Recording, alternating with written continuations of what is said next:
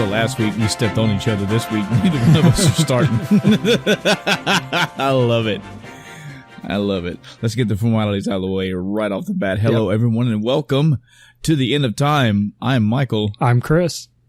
Tell you, folks, going to be a bit of another banter episode today. I'm just gonna shoot the shit today, which is always nice.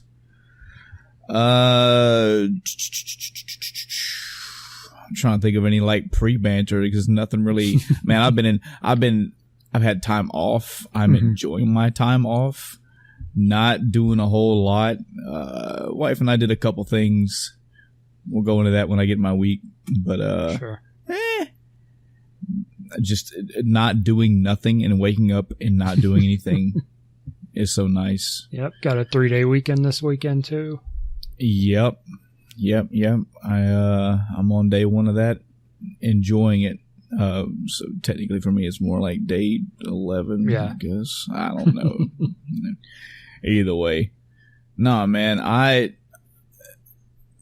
I'm sure this will change over time. I'm sure it'll change whenever we have kids.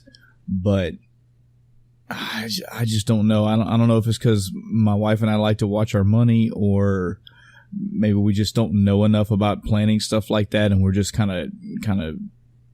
I don't think it's that either. I think it's just the fact that I like doing nothing when I'm off.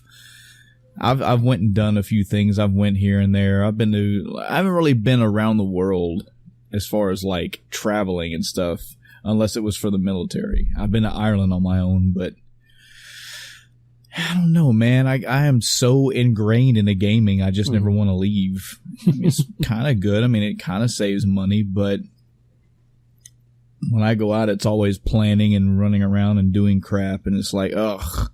Yeah. I hate feeling like, all right, well, I'm going to go do a bunch of stuff for 5 days and then maybe be off for half a day or be off for a day, which is maybe unpacking or resting, and then back to work the next day.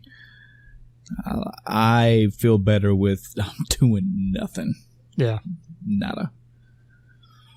I've been to places where you get to go do stuff where I didn't care about what I was doing. Like I've been at Six Flags a couple times. That was fun. That I didn't mind doing. That was also a 1 day for each time we went to, which in contrast to what I'm fixing to do, which is go to Disney and spend 5 days there. This is going to be way different. It's going to be interesting. Hopefully very, very fun too. I've been to Disney, but I can't remember how long I was there for. I think it was like a day or two at tops. Yeah. We're trying to split it up to where we were essentially going to spend 1 day in every park, but with there being 4 parks, we're just going to go back to, it was either 4 parks. Now my partner isn't in here for me to ask her. I can't remember if it's 4 parks or there was 5 parks and like the 5th one was just whatever. I think there's 4, and we're just going to go back to Magical Kingdom again on the 5th day. Either way, all of this is going to be brand spanking new for me. I've never been to any Disney thing, period, ever. So this will be fun. We've got mostly everything planned out. We know pretty much the parks we're visiting, what days. We know where we're going to be eating. We have specific fast passes purchased for things that we want to see and not have to wait on. We've done a pretty good job of trying to manage what we're going to be doing when we're there. So I will still have the wide-eyed, I'm just taking it all in appeal, but from what I understand with lines and the excessive amount of people and the crowds and all that, you kind of want to go in with some sort of a game plan. Oh yeah. So we've kind of got that taken care of. But yeah, this is the first time I'd really have to stretch my brain, man. I really have to sit down and think, because it's been that few many of times that I have been somewhere and been like, okay, I have 9 days of vacation. I'm spending 7 somewhere. Typically for me, I'm just at the house playing games all day long. or watching movies, or usually it's playing games. No bullshit. It's usually just playing games. So yeah, I've been enjoying it. I think there was a well actually, Chris. Oh, you made a note of it in the Discord, didn't you? I certainly did. I didn't pull it back up, so now I gotta scroll Persona back. 3 traits. Yes. So last episode I had mentioned that I was playing Persona 3, and it was less management on this one than 4 and 5 respectively. And I couldn't recall if there were 4 traits or 5. If I said whichever one I said, 4 or 5, I think I might have just said 4. But either way, it's only 3. There is only courage, and now I'm gonna have to make another well. Actually, Jesus Christ, there's academics, courage, and I just beat this fucking game yesterday. Here, Courage. let me help you out. Academics, charm, courage. Charm. God, how could I forget charm? Come on, man. So yeah, that's my well actually, which I'm sure in the statements of me talking about anything I've made 5. I just happen to catch 1 and remember it. But yeah. Chris. Yeah. How's your week been, buddy? It has been a week. More than a week for us. Yeah. I actually ended up taking a day off work because I had to deal with DMV stuff. Oh, joy. Yeah, I had gone Monday afternoon to get my new license, and I get all my paperwork together. I put in my little binder thing I have that I always, carry paperwork in. Get there, and she's like, I need this. I'm like, all right, I need this, this, and this. I'm like, all right, here you go. And, one of the things is proof of residency. So I'm like, here's my lease. And she's like, that doesn't count. How does a notarized lease not count? So I was like, all right, I guess I'll leave and come back. And since I was out to work, well, it was too late then. They'd be closed by the time I got back. Or I thought they're actually open till 6 on Mondays for some reason, but I thought it was 5. Either way, I wasn't going back. I was annoyed. So then Tuesday rolls around. I'm like, all right, after work, I'll go take care of it. Then I got caught up in work stuff. So I don't get done with work stuff until 4:20-ish, 4:30. And I'm like, well, if I go there, try to get there at the end, everybody else is going to be doing the same thing. I'm not going to be able to get. I'm like, screw it. I'll just take a day off work. So I took Wednesday off. I was like, I'll take care of that in the morning, and then I'll have some more video game time. Didn't work like that.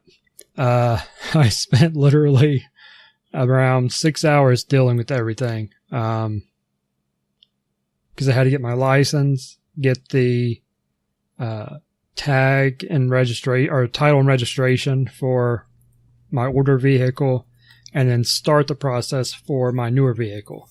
Because they have that whole, you have to have a physical copy the physical original title to title it here, which of course I don't have because there's a lien on it. I haven't paid that one off, so I have to deal with that. And I got temporary tags on the vehicle for while I wait on that to show up, since our tags were already expired from out of state. It's been a whole mess trying to deal with the DMV, but thankfully it's essentially done. I should only have about an hour more to spend there.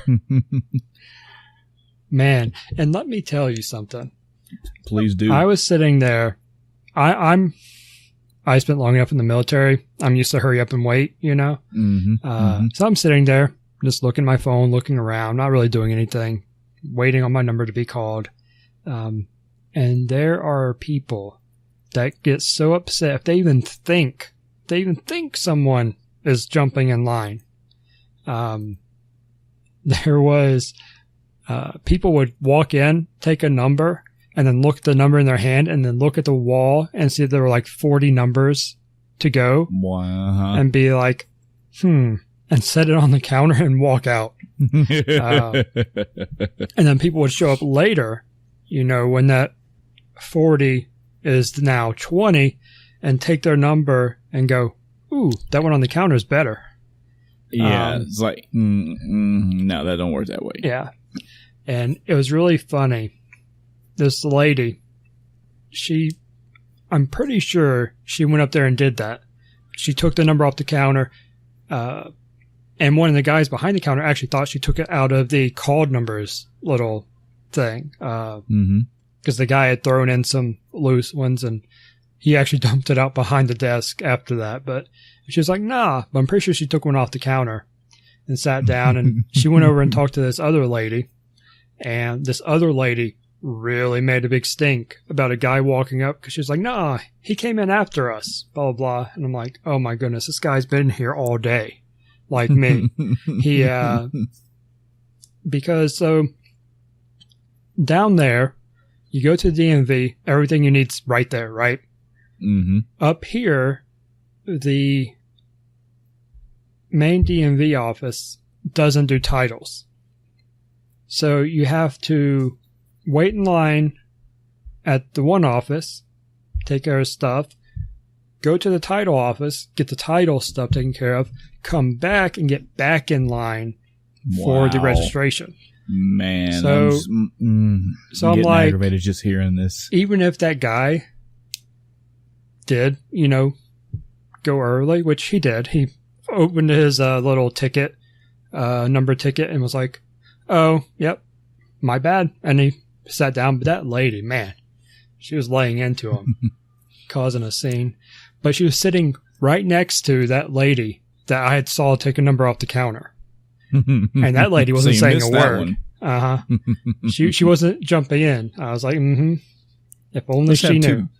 Let's have two little mini rants right here. All right. Let's get us some shit since we're talking about DMV and time stuff, because my nerves are getting worked up just thinking about this shit. I don't know if it's because I'm getting older. Mm-hmm. I don't want to believe it's some self-entitled asshole attitude. I don't believe I'm that way. If you feel I'm that way, audience, let me know. But I don't mean to come across that way. It's more like I take my time for the valuable time that it is. Right. If from the time that I wake up in the morning before I go to work to the time that I come home and I walk through that door after work, I'm in work mode. I'm in like, all right, these 9.5 hours of my day are gone. They are disappeared, and I do not mind that. I don't get upset about having to get up for work. I don't get upset about being at work. None of that shit. Right. What I get upset is after the point where I have walked through my door, anything from that point on that is in somebody else's hands and they abuse that time really upsets me. And it's getting not really, I don't want to say a nitpicky level. I feel like I'm getting at that level now where I used to see like customers be this way. For example, I placed an order online at a pizza place down here past couple weeks. I forget when it was. I put an order in online.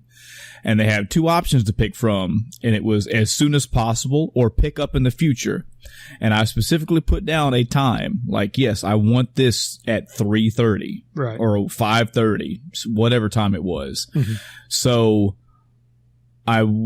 and I've even went a step further because I had a way to pay for it ahead of time online, which, I mean, that's up or down. That's your choice. You never know if you get there and your shit's fucked. You don't want to pay for some bad stuff, but I usually just pay ahead of time. Just get it done. So my idea is walk in, grab my stuff, check it if I want to, but I should be in and out of that place in like 2 minutes. That's a max. Okay, folks, 2 minutes is a fucking max. When I put on here, I am paying for this in full, and I expect it to be done by 3:30. So, I walk in the door of this place. Nobody's here. No customers are here. This is one of those pizza joints, kind of mom and pop mentality, where they have like a dine-in area, and you could just buy pizza or whatever. Right. So I walk in, and there's like 2 customers at a table in the way back. There's about, from what I could count at the duration of time I was there was somewhere in the neighborhood of like 6-7 employees. So I'm thinking, man, there is fucking nothing going on, and there's lots of stuff going on. So I come in again, I want to say it may have been 5:30. I'm there on the dot. Right. Like I sat in my car, waited for a minute, listened to the podcast. I stepped in the door at 5:30. Nobody talked to me. Okay, maybe they're busy. A minute goes by. Somebody comes up. Hello, hi. Yeah. Are you here for pickup? Yes, I am. Give me a name. Blah blah blah. I look it up and they go, okay. And everything is all right. Oh, okay. I see you already paid for it. Yep. Did you want to leave a tip on here? I was like, yeah, I don't really. Or was like, yeah, sure, fuck it. So I left the tip. And like, all right, give us about 8 minutes and we'll have it out to you. And it's like a switch in me kind of went off. I want to make this clear. I think snapping on somebody over the phone, this is another story for another time, but I'm not that guy when I go out. I don't make big deals about things. I'm very calm, very collected. I just want to explain myself to somebody and have them understand. So I'm like, 8 minutes. And they're like, yeah. I said, put on the order that I wanted this done by 5:30. It's already 5:32, and you're telling me 8 more minutes. What was there a mistake? Because I understand that. I've been in this industry for almost a decade now. I get that shit happens. Did you drop my pizza? Did somebody cook the wrong pizza? Wrong size? I don't know. Oh no, that's our preparation time. Your preparation time. So this is not a come in and pick it up at this time. This is when you start cooking it. Oh yeah. I mean, it's usually always been that way. Okay. You got a manager I could talk to real quick and just like talk to somebody else, She said, yeah, sure. Let me grab him. Guy comes up, younger than me, which again does not matter. I don't care. That does not bother me. But he's like, what can I do for you, sir? I was like, yeah, I put an order in online and I put it in for 5:30 and now I'm here at 5:32 to pick it up and I'm being told that it's not even ready yet. And they're like, oh yeah, we've got like lots of orders ahead of yours. I'm so sorry, we're backed up. I'm like, okay, now let's hold up.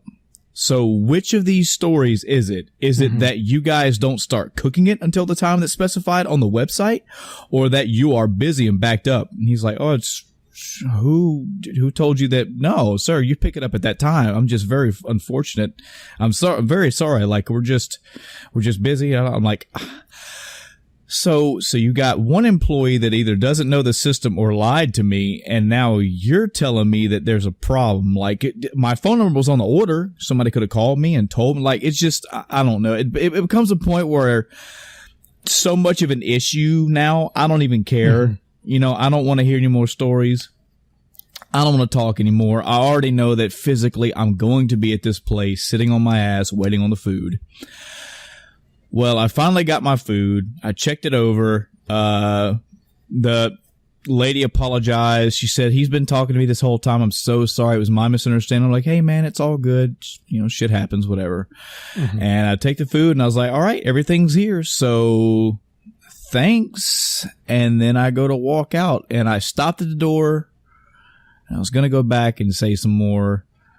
And I just realized that rhymed. I didn't mean to. And I just said, nah, I walked out. I thought for half a second, again, if this was me, I'm a manager. If a customer is having a problem, if a customer is not getting what they want, I know how much of the company's system I can milk to go, hey, I just want you taken care of. That manager, he apologized once, which is fine, but I didn't get a discount. I didn't get like a refund. I didn't get, hey, here's a good luck Chuck ticket for the next time. Didn't get a fuck you. I just got my stuff 12 minutes past the time I was supposed to have it. And I look at the customers that I used to deal with that I've been blown the fuck up on. I've been cussed at to my face. You would have thought it was a Greek tragedy because somebody's 32-cent thing wasn't in their $52 meal, Yeah. But I don't know. I was debating mentally whether I wanted to play the bigger man and just walk out, or be like, no, I want to go get something. Cause then I feel like, well, I have to come back to you and ask you for something for free. If you didn't think it upon yourself to give it to me, screw it. At the end of the day, I went home and filled out a survey, and I'm sure somebody will call me. You know, that's a shittier way to have to do it. You know, usually the manager on duty will be the person be like, hey man, I got you covered, as opposed to somebody going to damn near a corporate level, and then somebody that you don't want to know about this knows about it. And I know that manager's going to get a phone call, and they're going to be like, dude, you didn't do anything for this guy. He brought a legitimate complaint to you, and you basically just told him, I'm sorry. So it is what it is. But the biggest part of all that, it was not so much that I didn't get what I wanted. It's the fact that I didn't get it when I wanted. Because when I got there, I was like, yeah, let me get in, grab my shit, and go home. And no, I'm sitting here. Now I'm waiting. And I'm thinking of all the times that, you know, this has ever happened on my end. It's like, yeah, I get it. And I understand it on my end too. My time is more valuable to me now than it's ever been. Right.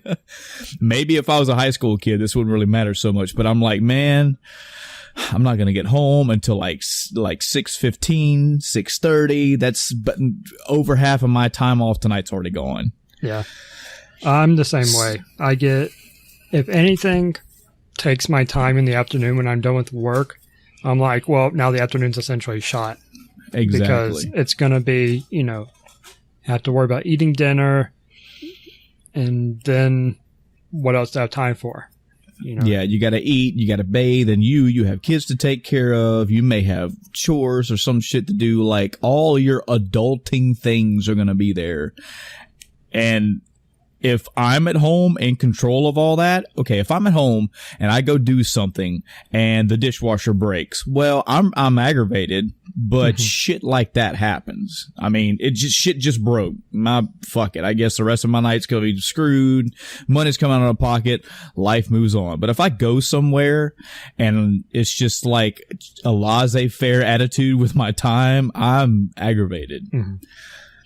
Second mini rant on this, and this is because of the line situation that you had to deal with. This is something that I feel like I'm trying to bolster with people. I'm trying to put a good foot forward and put a good example to people, but it's never going to work, and I'm slowly giving up on it. But when I go to a place of business and it has a, you know, 2 or more register situation, instead of, I realize it's going to sound such an asshole thing. I get it from the outside, but I mean well.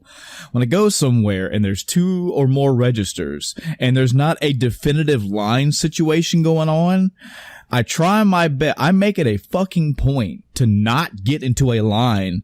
I make a line in between. Perfect example is a local game store that I went to recently. It's not it's GameStop. I went to a GameStop recently. And, you know, I've been to a GameStop when they've had a situation where they've had lots of people there. You know, I've seen them break out the little, you know, the people channels before. Yeah. It happens. But typically, no. You go there and it's just it's a fight for yourself. So I go into a GameStop, and there's equal. I got my shit. I got what I wanted. I went to go get in line. There was one person on the right register, one person on the left register. Both of them were taking customers, and there was one customer each. So I looked to the left, looked to the right, and I just stand right in the middle. I just stand in the middle. And I'm thinking, all right, here we go. 'Cause I know what's about to happen, and I'll be fucking right. It sure did. So some guy comes up, looks at the lines, and then looks at me, and then just jumps behind the dude on the left. Yeah. And I'm standing clearly in the middle, and like, look, I'm doing my best to have a body language situation. I'm looking at both of them, and I'm just standing in the middle. I'm like, all right, look, you know, there's equal people here. I don't want to be a guy to get here.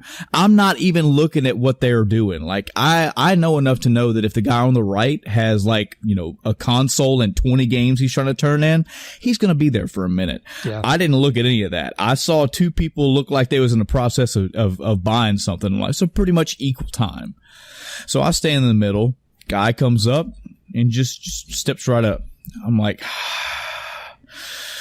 and again, I thought about it, and I thought about it, And I've had mixed results. I've said something sometimes and been like, hey, just trying to make an equal opportunity line situation here. I did it when I was at a dollar store one time, and that one worked out. This one, I just said, whatever. Yeah. And then somebody else come up, and then they got also in the left lane. So the left side. So the right side, I was like, fuck it. I guess I'll just go over here then. I'll be damned if the person on the left just sat there because they were doing something with they were having a problem with either the power up card or a gift card they had, some kind of card situation. My guy got his shit in front of me almost by the time that I got up there in line, he was finishing up his stuff and walking off. So I stepped up. I was like, "Yeah, here we go. All right, and I was like, just out of curiosity, I'm in a pre-order mood. You got like a pre-order packet?" He's like, "Yeah, sure, man. Let me pull up some pre-order stuff real quick. See what stuff we got." I sat there for probably a good 7 minutes checking over stuff. Nobody got behind me. Nobody did. The two fuckers that didn't want to fucking jump on the bandwagon sat there behind that lady with her gift card situation the entire time I was there.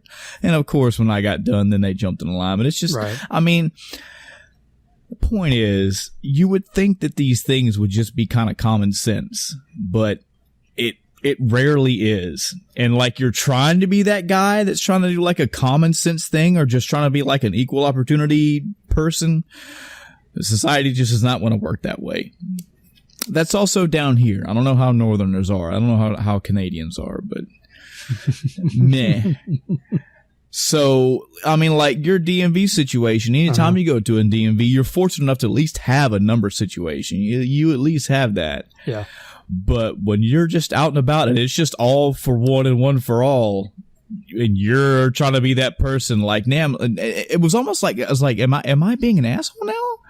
Like, am I being an asshole because I'm trying to make like a more common sense situation, or am I just like part of the herd going with the herd? Whatever. Yeah, I mean, I can see it either way. I mean, they have two registers, so two lines make sense, but if there's not a lot of people, I mean, it's like, I really don't care like that when it comes to a GameStop. I'll just float around the store until, register is open. That's about what you have to do, right? Yeah. But like if I go to McDonald's and they have two registers open out of their four, of course, they have two registers open. Generally speaking, people are pretty good about forming one line and then getting into whichever register opens. Yeah. So I think it really depends on where you're at. Yeah, I use GameStop as one example. The fast food, it's just any place that has multiple registers like that. I just try to do that thing. I've just had a mixed bag of results. Yeah. Nobody's got upset. I have been in places where, so when I came here to shush, I had to get my driver's license, and I walked in. I grabbed my number. It was a number situation. And I waited. And right about before the time that it was my turn to come up, some gentleman walked in, probably in his 50s, something. He walked up, like, shot past all the numbers. So right off the bat, because I'm assuming your DMVs and licenses and all that are the same way up where you are. Ours it's like police officers that take care of all this? No? Okay. I don't think, let me correct myself. Our DMV isn't run by police officers, but our driver's license place was. So, in any event, not really important. This guy like blew past the ticket machine and walked her to the front counter. Not only did he walk her to the front counter, again, where the business is conducted, he starts like looking over the countertop and like looking at booklets and picking up things. And the female officer was like, "Sir, excuse me." Can I help you? Because she's like in the middle of typing something. Who knows? She's doing something. He's like, yeah, I'm here to get one of these. And she's like, what are you here for? He's like, oh, well, this ain't it. Actually, I need one of those books. I need like, the driver's handbook. I got a kid wants to take a test. And she's like, okay, sir. Well, number one, you need to go get a ticket and get in line. And number two, those are not free. You don't walk out with those. They're $5 each. Mm-hmm. And he's like, then he gets loud. And it's always funny when people get loud in public, man. But he's like, $5? You mean to tell me I gotta go back, or I gotta get in line and then I gotta pay for a book? When I was younger and did this, these were free. And she's like, well, I'm sorry. Times have changed, sir. You have to get in line to purchase that, and it will be $5. And he was like, you know what? You're stupid. And walked out. I'm like, what? Is it really that important? Is it really that big of a deal? And right then, it would have been the perfect time. I was that close, Chris. I was going to do it. I was going to be like, you just called a police officer stupid. Think about that for a minute. Mm-hmm. And also, you're the one that walked by the number machine and thought you just felt like you owned the place, but you called her stupid. Come on, buddy. Yeah. But everybody got a good chuckle out of that. I didn't even need to. Yeah, people just make an ass out of themselves, man. I actually had a similar situation down in Virginia when I did my license there. There's a guy walked up and started looking over the counter, and same situation. The lady was like, "Can I help you?" He's like, "Yeah, I need a thing." And same situation. She's like, "Well, get a number, and then you have to pay for it." This guy didn't make us think about it. But yeah, exact same situation. Yeah, they just like, yeah, it's okay. And there were people there too. I mean, I could see I'm an understanding person. I can understand the way that the room was set up when you walk in. If you were to just walk in and see all the business in front of you, you could have missed the kiosk that was on the right-hand side. Like they didn't exactly have it like right out in the open. It was pretty much to the left. If you walked in that door and took 4 steps, that was beyond your peripheral. So I can get that. But he walked in and there was almost every seat was taken. You could see it's maybe time to hold up, and there's obviously people in front of you. You're not just going to be able to walk in and just blow past everybody else. Yeah. But anyway. I mean, that being said, I do understand just asking a question, without waiting an hour for that. Because I do not want to wait in line and then be like, oh, well, you're screwed. Fortunately, for me on Monday, with my whole license and paperwork thing, there was no line. There was a family of like 5 trying to get licenses for their 3 kids at once, but they had multiple things. So once one of the other ladies got a chance, she moved over to that the other driver's license lane and helped me out and told me to go screw myself. But I didn't have to wait very long for it. Yeah, customers and people and lines, and this you see, Chris, this all loops back to why I just don't go anywhere when I'm on my days off. I just sit at home and deal with myself. Yeah. So anyway, back to the glorious week of Chris. Sure. Yeah, I forgot we were actually talking about weeks. Yeah. Let's see. I think did I do something else? I'm transitioning companies this week, not changing jobs, just the company for the contract. So I'm dealing with that a little bit. Got my new laptop and stuff in today. Haven't opened the box though, so I'm not sure what that'll entail. I found it interesting that the last company I worked for, they were like, yeah, we're going to send you a laptop. I'm like, okay, cool. They send me a laptop. Well, I get 2 boxes in. I'm like, okay.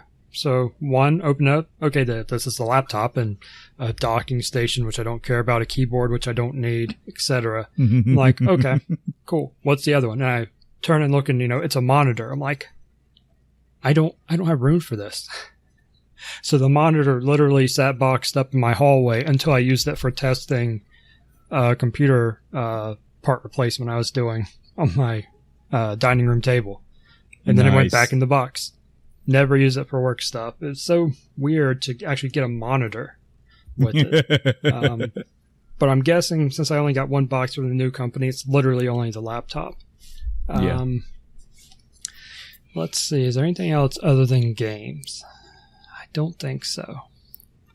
So, start with the Destiny 2 segment. That's a Destiny 2. All right. Thanks. I didn't play it this week. What? So... You wasted much... Man, come on. I mean, is it really wasted? I mean... That is true. We'll leave that to the audience to decide. I continued playing Valkyria Chronicles 4. I didn't write down my time in it. I can check Steam real quick just to see what it says. Steam says 34 hours. I think it's actually around 30 at that point. The story's getting really... the story's getting much better. It was already interesting with the character development and stuff, and then there are some twists and turns going on, and then there's a more I've been trying to think of the right word to use. Maybe magical thing. It's not, normal, because typically, I mean, Valkyria Chronicles, it's essentially, a military traditional weapon-based game. Yeah. Well, later on, the point I'm at now, I'm getting into more of this isn't normal stuff. It's magical stuff. So yeah, now that's got my attention. Because I didn't make it far enough in the first one to encounter anything like this. Okay. So well, that like, makes total sense, because I'm scratching my head going, well, how far did you make it in the first one? Because okay. Yeah. So now I'm learning why the name of the game is what it is. But so I'm getting really into it now, and I'm like, all right. And that'll have to wait for a bit, because Tuesday was the release of Assassin's Creed Odyssey. Sure was. And boy, I cannot put this game down. Really? I am loving this game. I'm having so much fun with it.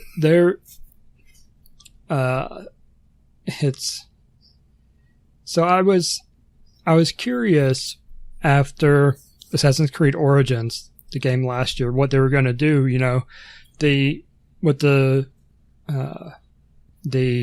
Wow, my brain just fried as soon as I started talking about Odyssey. The setting of the game is Greece. Well, right. With the previous game, there was a connection that made sense with that transition. What I thought has nothing to do with what I've played. I don't know if there will ever be a direct connection to the previous game in Egypt. The real life aspect of it, the Out of the Animus portion, which is very small still, which is good, but that portion does carry over. So the quote unquote real world stuff is linked, but the inside the Animus, Egypt and Greece so far have not been linked. That may change, but I found that kind of interesting, because normally there's at least some sort of connection. Though when I thought about it, looking at the older games, they more focused on the outside the Animus portion with those characters, Desmond, etc. And the inside wasn't as linked. Some of them were. But then I think Black Flag had no relation. A couple others had no relation. Once you got out of like the first 3 games, I just think they stopped being inside the Animus connected.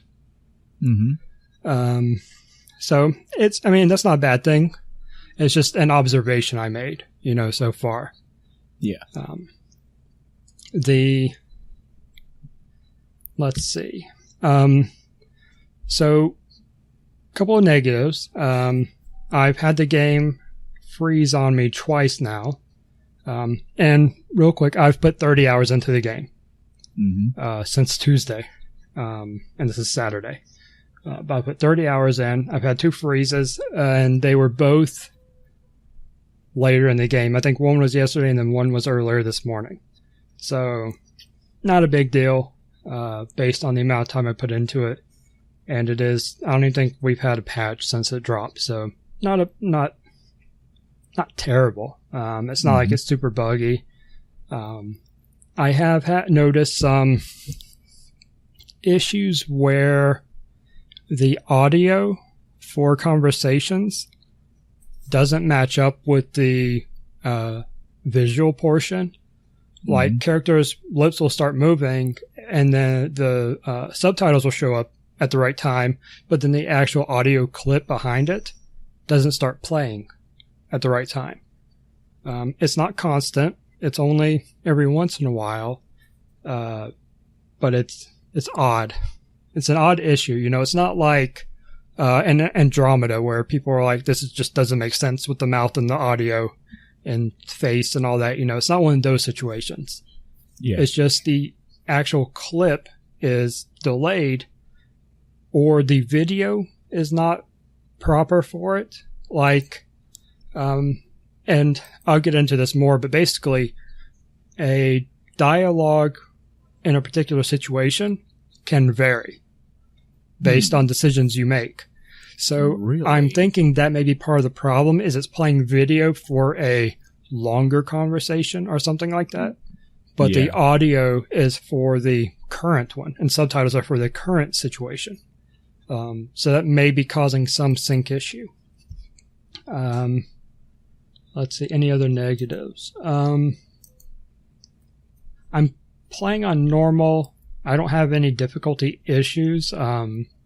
Combat can be rough, but that's something that could also happen in Origins. They certainly changed it up from how it was super easy before Origins, and it takes much more work now. And I feel like Odyssey took that a step further. So combat's a little bit more difficult.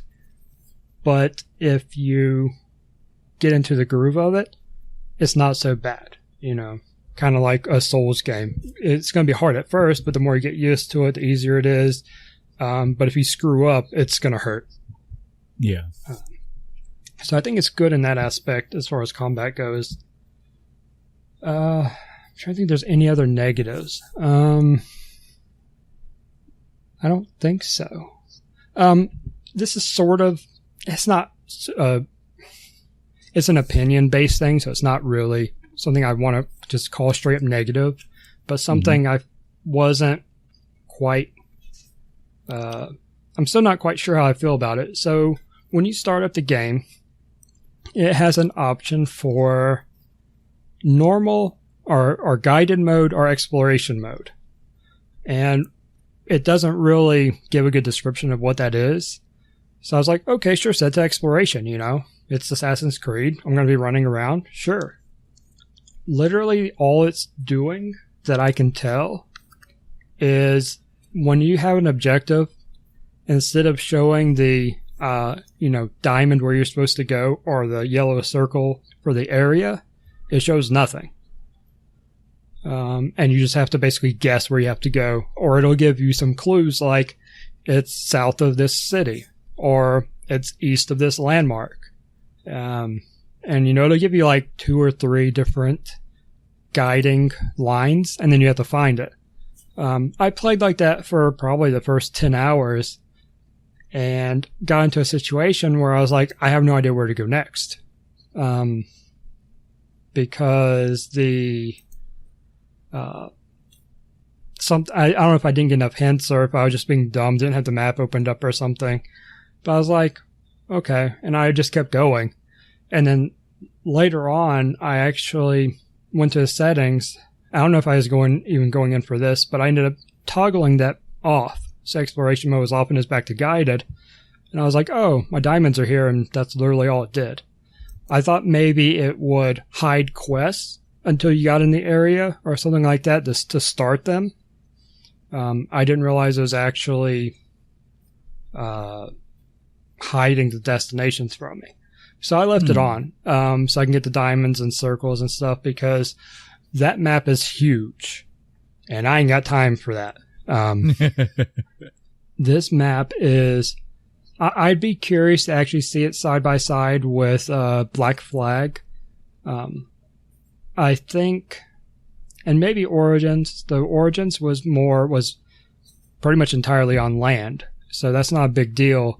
But the map for Odyssey is Greece, so it's a bunch of islands outside of the mainland. And so there's a lot of water to traverse and stuff.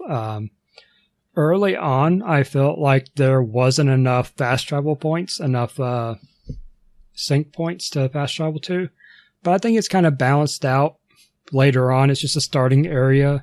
And that's probably because they want you to explore the first area more on foot. Right. Yeah. Totally okay with that. Makes sense. I'm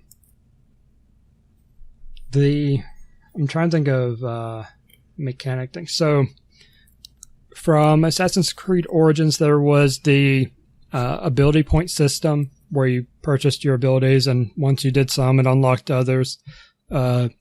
Odyssey has a similar system where and I think it's improved upon, where instead of having the nodes structured like they were, you still have nodes and you have some that are prereqs for others, but in general, you can do like half of the stuff at a time, assuming you're the right level for it. There are some level gates, but it's not terrible. And once you're at the right level, like I just hit whatever level I am, and that's unlocked every node on there, at least for me to see.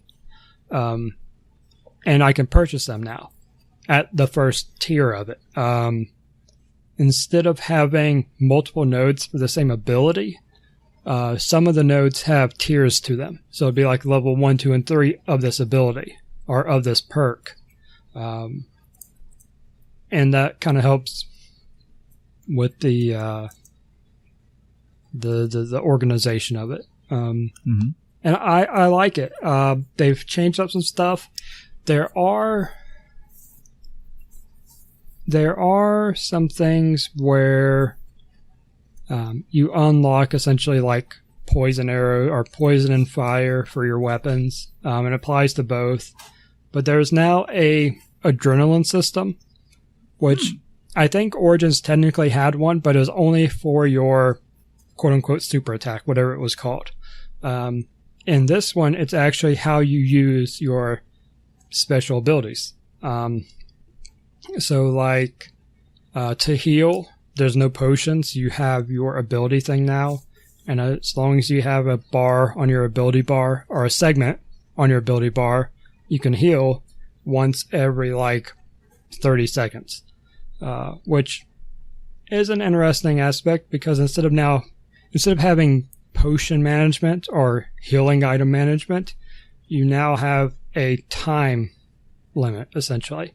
As far as segments on the bar go, I almost never have a problem with that unless I'm out of combat. Because in combat, everything fills up the adrenaline bar, which is what I just remember. Adrenaline is what it's called, not ability bar. The adrenaline bar fills up really quick. And that's without really any perks on my stuff to increase the rate of gain. So that's good. I just lost my train again.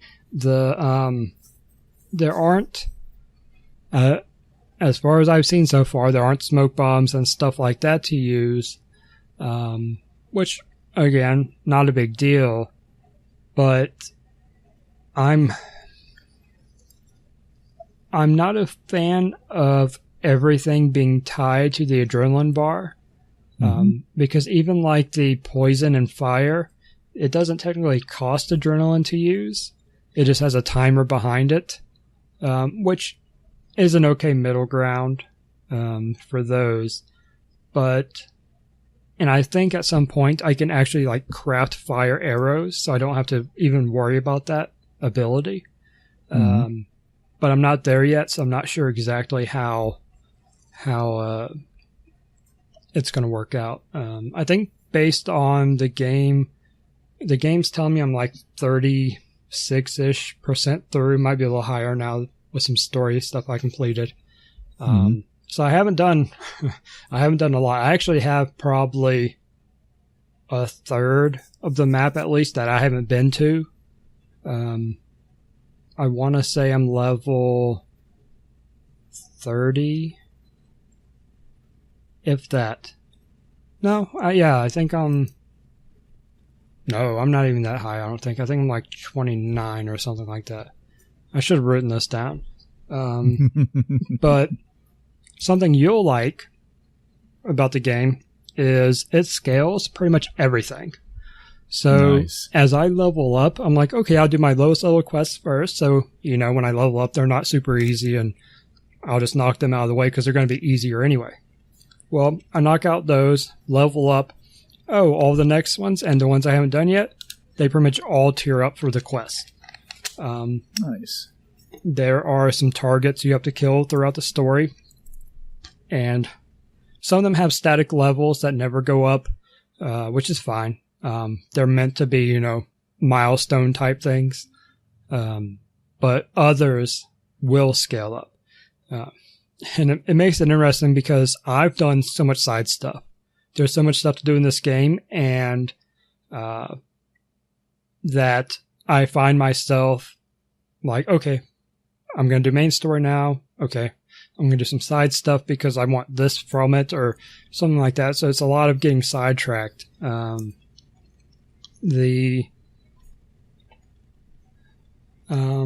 Let's see. I'm trying to think of more mechanic-based stuff. The ship stuff is a lot like Black Flag, but it's different in the sense that it's further back in time, so there's no cannons on the ships, and that makes the sea combat a little more awkward, I guess is the right way to put it. You have to be closer and whatnot, as opposed to Black Flag's, mortars and broadsides and stuff like that. You now have arrows and javelins. And of course, you can imagine the range on javelin throws. Not great. Yeah.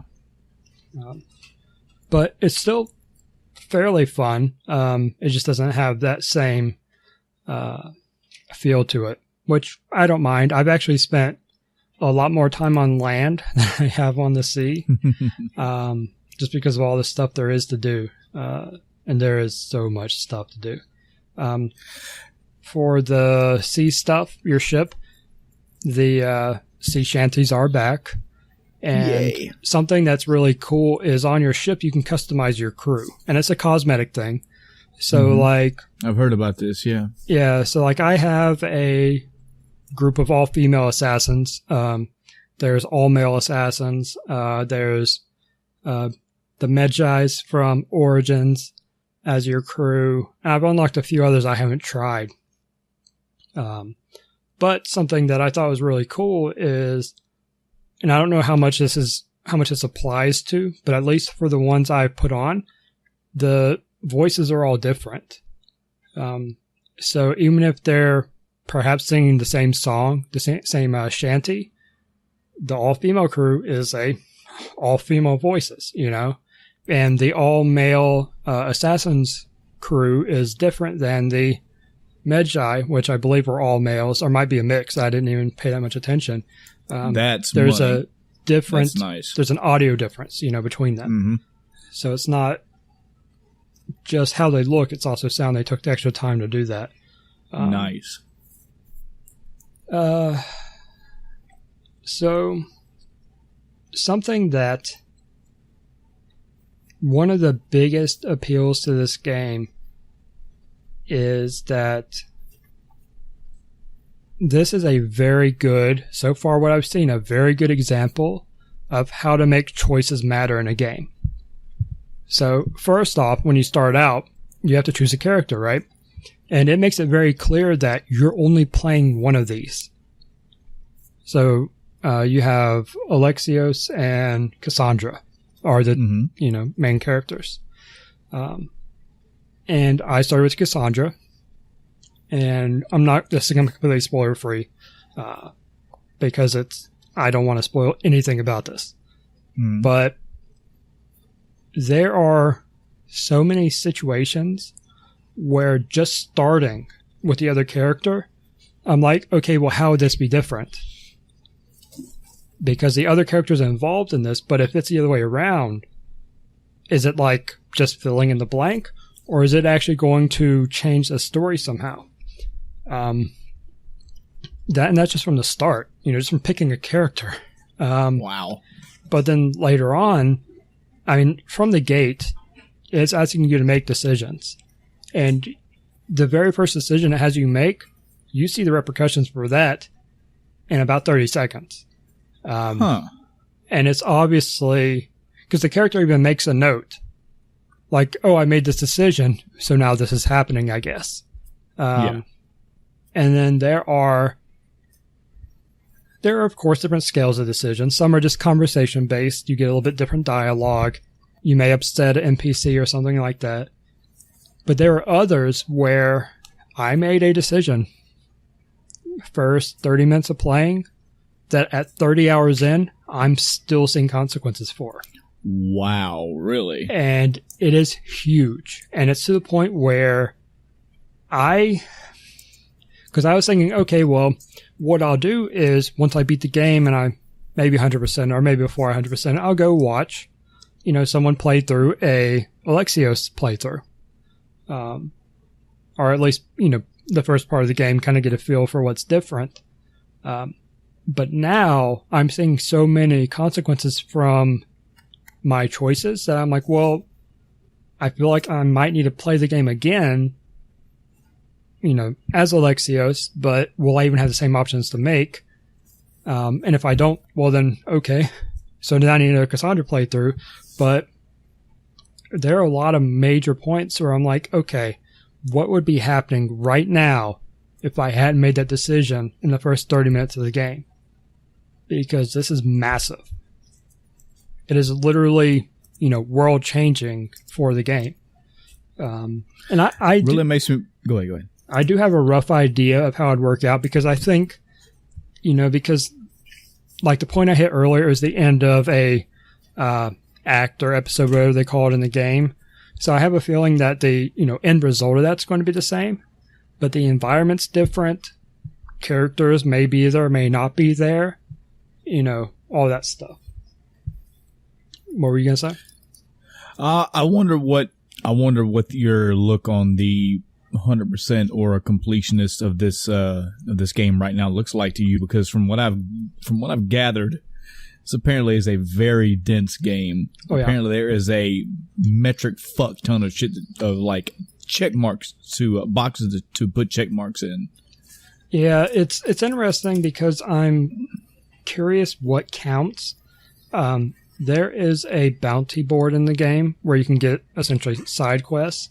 Some of them are timed. They're essentially daily quests for you to do.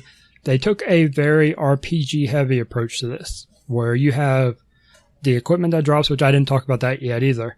You have the equipment drops, you have your leveling system, you have the, crafting upgrade system, and then you have the story, you have the side quests, you have timed side quests. There's a weekly quest you can do, I guess, for a special currency to get, special items. So there is a ton to do. What I liked to do in the past was get to an area, go hit all the question marks, clear them out and then move on. Or I would progress to a story and then go back. Well, I'm in that middle ground now where I'm like, there's just so much. It's a huge map. I could explore more, but I'm probably going to run into enemies that will kill me. Because even though the enemies scale with you, there are still higher level areas. Yeah. So basically there's not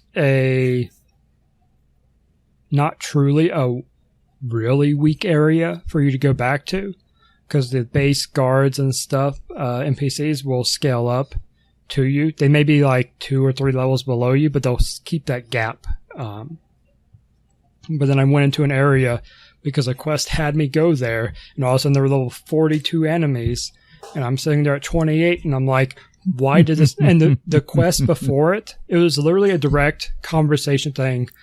Yeah, let's go do this after I, turn in the previous quest. It's the next step.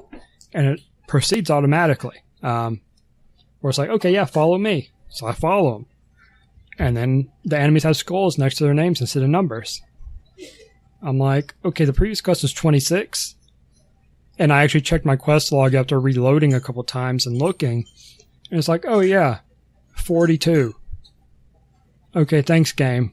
You might want to put a gap in there, not let me accept it yet, or something like that.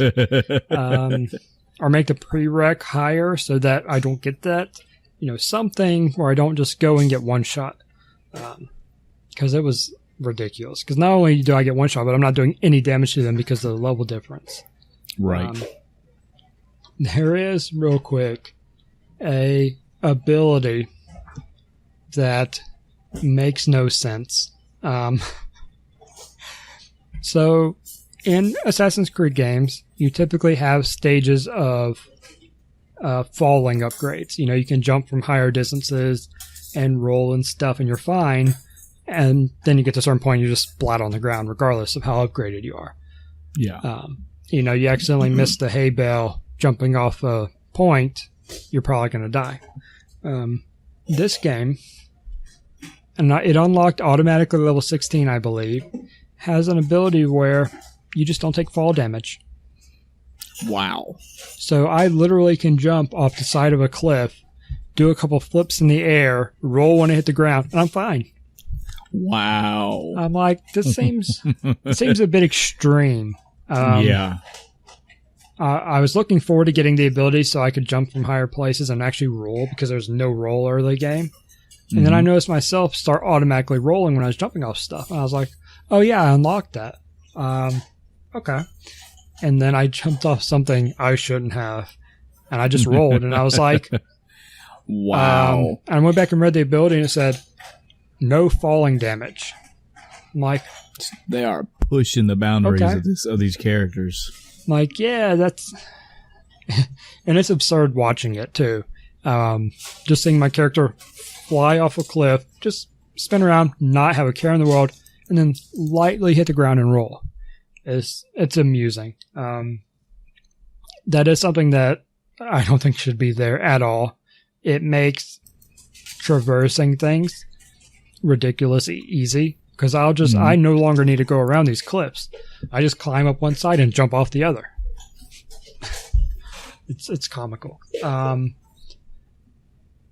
Yeah, so the side quests, there's tons of them too, and there are, along the same lines of the timed ones, there are others which have an icon above their head that looks like an hourglass. I'm assuming they're there for a limited time, and then they won't be available anymore or something.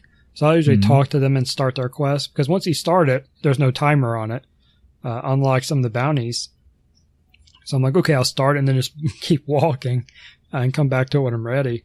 And then there are others that have kind of a split road marker, which I'm assuming are, decision-making quests for some side storyline. Because the side quests will have, other effects. There will be side quests that are related to each other at various points in time. So on your ship, you can have lieutenants that will fight with you in combat along with your crew and give you bonuses to your ship. So I unlocked one early on because I got really friendly with this one NPC in her storyline, her side quest. So she joined me on the ship as a lieutenant. I was like, that's cool. There's so much to the game. I do plan on 100%ing it, but I expect this to take a long time to do. I want to say that Origins took 40-something hours to beat. Based on what I'm thinking of how the main story will work on Odyssey, because it's still... The main story of Odyssey is kind of an odd thing to... sort out, especially early on. It's like, okay, yeah, what's my objective in this game? What's my goal? And I didn't really get a black and white goal until maybe 10, 15 hours in the game. Before that, I was just going from one thing to another, kind of the typical RPG sequence of events, oh, what do we stumble upon next? What do we stumble upon next? But I've actually got an overarching plot point now, a goal. And they make it seem like you can go do this anytime, but there are portions of it that only unlock if you actually do the other quests that they label as main quests, which they call your Odyssey, which is pretty cool. It's your character's story, so it's kind of a mixed bag. I do wish they had it more open for the thing. I'm trying really hard not to spoil. But I wish they had opened up more of it so you didn't have to do the main quest to do those. I see why they do, because it's very tied in with what ends up being one of your other main goals, outside of this big side, main arc. There's another mini arc. I guess that's the best way to put it. There are a bunch of mini arcs that tie into this overarching thing. And that as you do the mini arcs, they unlock part of the overarching stuff. Because once they unlock, you can keep going to main story, or you can stop to deal with the main arc itself. Gotcha. And like I said, it scales. So no matter which order you do it in, aside from the ones that are actually locked at certain levels, which are very few, you're going to have the same difficulty either way. So there's not really a point to grinding or anything like that. I have not hit a single situation where I went, okay, I shouldn't be here, or I shouldn't be, doing this yet because I need to go grind. Aside from that one side quest that jumped me up really high. Everything else is pretty apparent, and it's pretty good about not giving you quests that are, say, more than 3 levels above you. Mm-hmm. That's kind of the cap on what it'll let you accept, unless you go into a higher level area, like I did on accident. Then it's there to teach you a lesson. Yeah. But it's not like the main quest. It's like, oh yeah, you need to go gain 2 levels before the main quest is doable for you. One of the tips on the loading screen actually says, if you're having a hard time, go upgrade your equipment, which is totally all you need to do. As long as your equipment's upgraded, then you're probably going to do fine. The upgrading, I feel like the upgrading is a little too expensive. And having all the drops is kind of pointless, because once you start doing certain things in the game, you unlocked legendary pieces of equipment, So why would I care about this, what are they? It's, white, blue, purple, gold, or whatever. Why would I care about the white or blue drops? They're going to be garbage compared to purple, and the purple is typically garbage compared to the gold. Mm-hmm. So if I've got 3 options for gold in this one slot, then getting any other drop there doesn't matter to me. Yeah. So I feel like that could have used some balance, or just removal of, kind of, or, basically limit the lower tier drops, which I think they do, because I have seen more purples now and more blues, and I'm seeing less of the whites, but I don't feel like the curve is steep enough. Because as soon as I have a gold for each slot, which I'm actually missing the body piece, and that's the only one at this point, and I have been for several levels now. Once I get to that point, why bother? Just give me more materials for upgrading, or or what's the thing called? You go to the blacksmith and they engraving. They engrave your weapon with another bonus, which I think is a really cool way to balance out the in Origins having different weapons. It's like, well, I like this perk on this one, but I rather use a sword, but this polearm has what I need. Now on a sword or any weapon, you can at least boost something you want to be boosted on it. You can boost your assassin damage. You can boost your warrior damage, which is your melee damage. Or you can boost your range damage. Or you can do a little of each. Or you can say, screw my damage, I need more armor, and engrave with more armor bonuses. So I really like that system, because I am stealthing like crazy through this game. Which people in the past have had, mixed feelings on stealth in Assassin's Creed games. Even though stealth is what you would expect your main choice would usually be as an assassin, is to be sneaky about it. But in a lot of the older games, it's just like, well, I'm better off just running in and killing everything.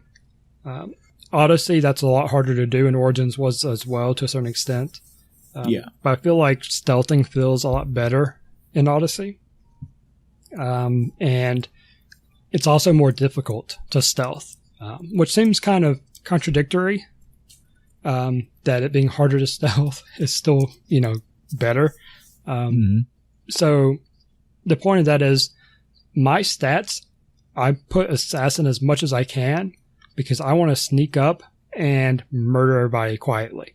So my melee damage suffers. My range damage is horrendous. I cannot, I shoot with my bow and arrow and nothing dies. Wow.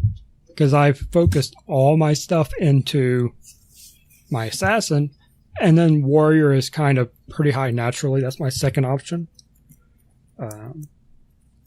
But yeah. I feel like the weapon types are still, there's still, I don't want to say there's too many, because variety's, good. But I feel like the polearms, or spears, I believe is actually what the category is called. The spears, the daggers, and the sword are the main ones you want to use. Because you get into a heavier weapon, like there are, the big two-handed weapons, there are staves, there are clubs, pretty much all the same categories as Origins, I think. But they're just so slow. And with combat being how it is, you cannot afford to be slow. The spear is kind of as slow as you want to get, but it counters it out by having the range on it. So it's, good for keeping enemies out of range, and that works out. But any slower than that, like early game, I had no options for weapons, and I was just trying to use whatever made me strongest. I ended up going back to a weaker sword because I put on a big two-handed axe, I think it was, and boy, it felt like I was, swinging through molasses. It was so slow, and the enemy's just dancing around. I'm like, yeah, this ain't working. Give me my sword back. I didn't even equip a dagger until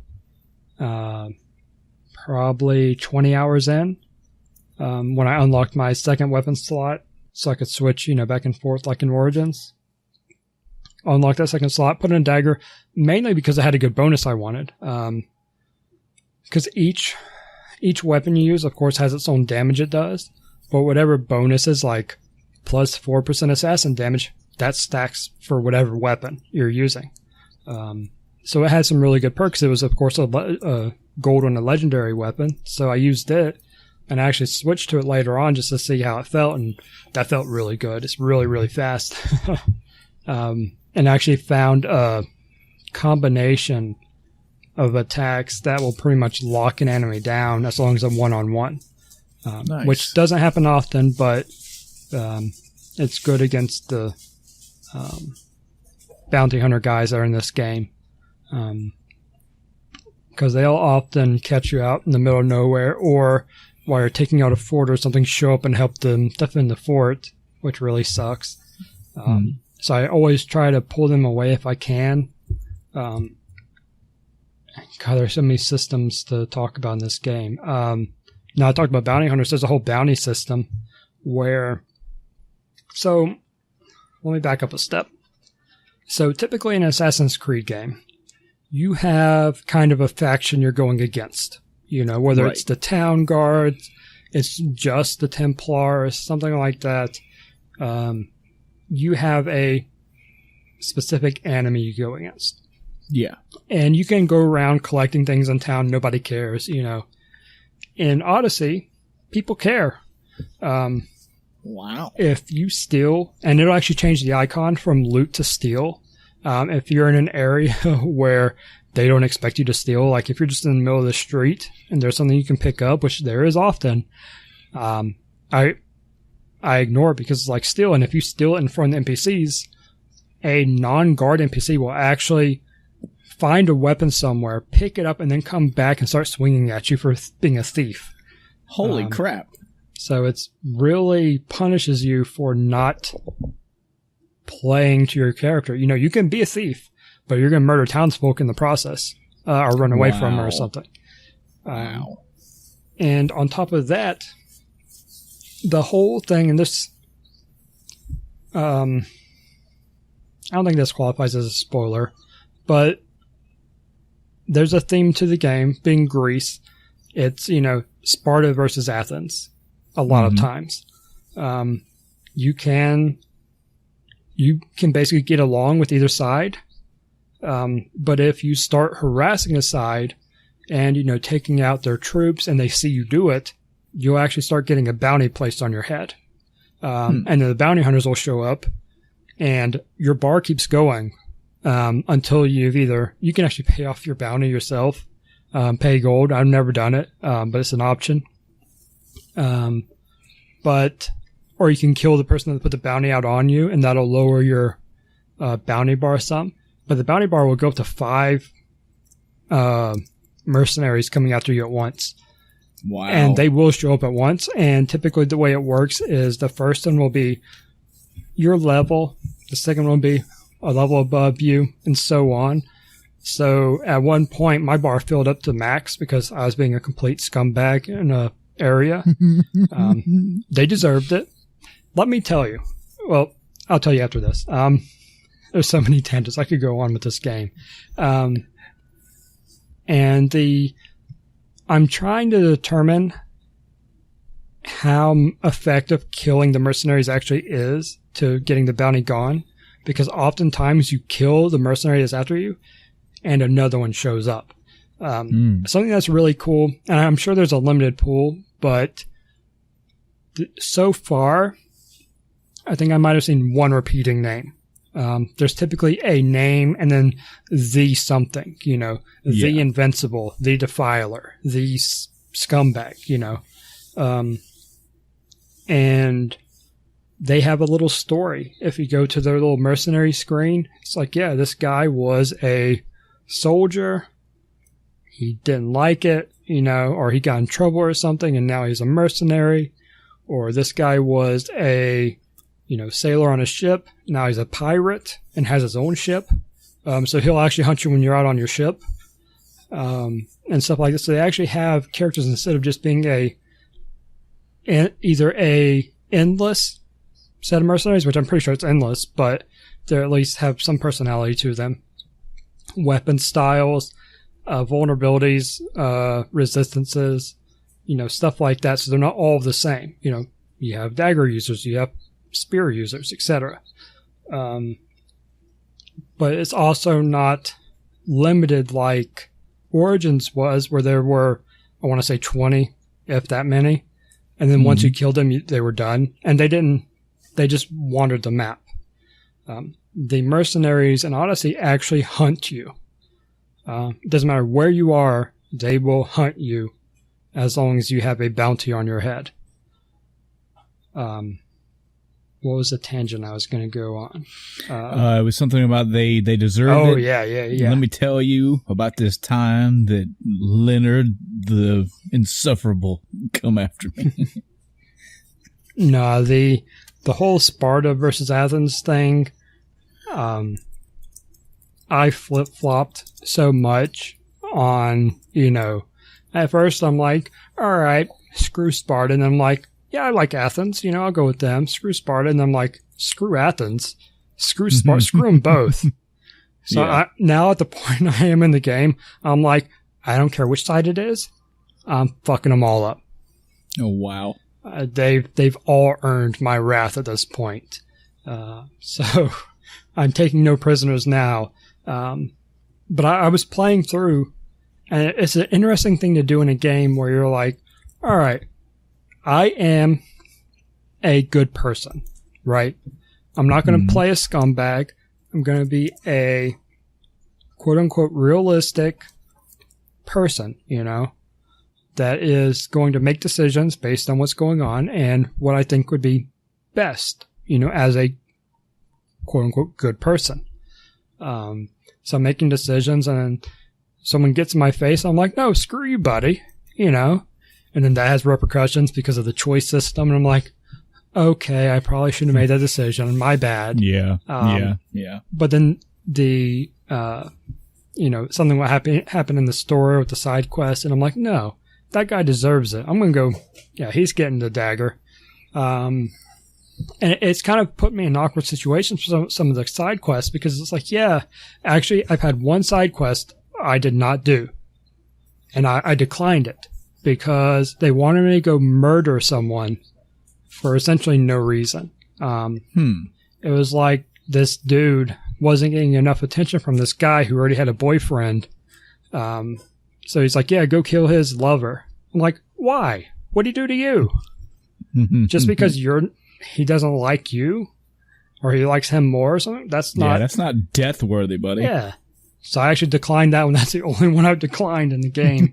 Because I think it was one that was a side thing. It was optional. And I don't think that'll count towards percentage. There have been some where I'm like, I don't really agree with this. And you will have different ways of completing a quest as well. The more you talk to someone, options will open up. I had one earlier, and I didn't realize how much I was opening up with it until earlier, because I've listened to all the dialogue in any conversation. So I clicked through them,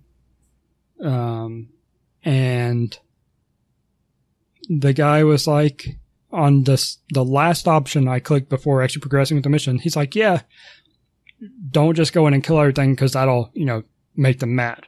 Here's an alternate way to complete it. So when I got on talking to NPC, I had 2 quest markers.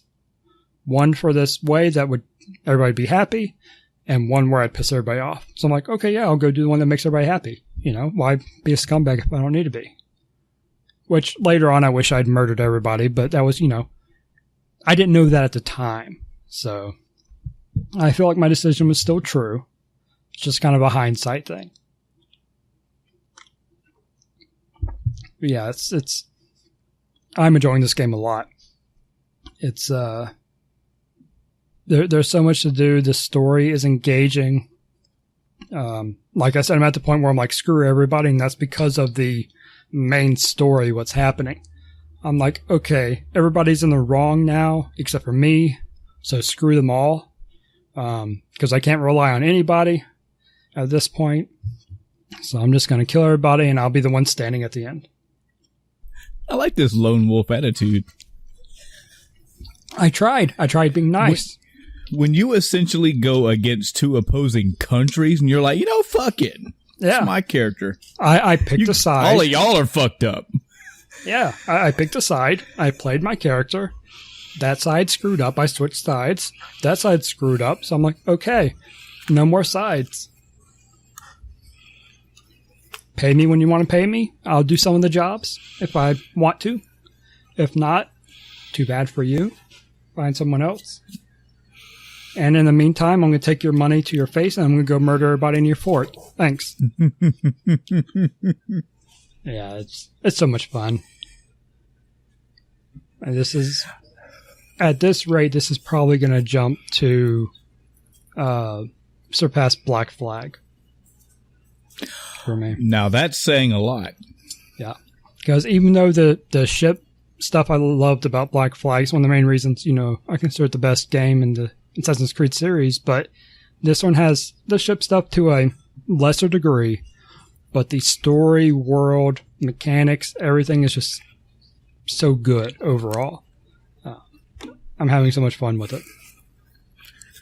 Well, that's good, man. I'm glad to hear that at least one person so far is saying it's living up to the expectations, if not beyond expectations. Yeah, and Go ahead. I've been on a complete media blackout since it came out. I've watched no gameplay from other people, listened to no opinions on it.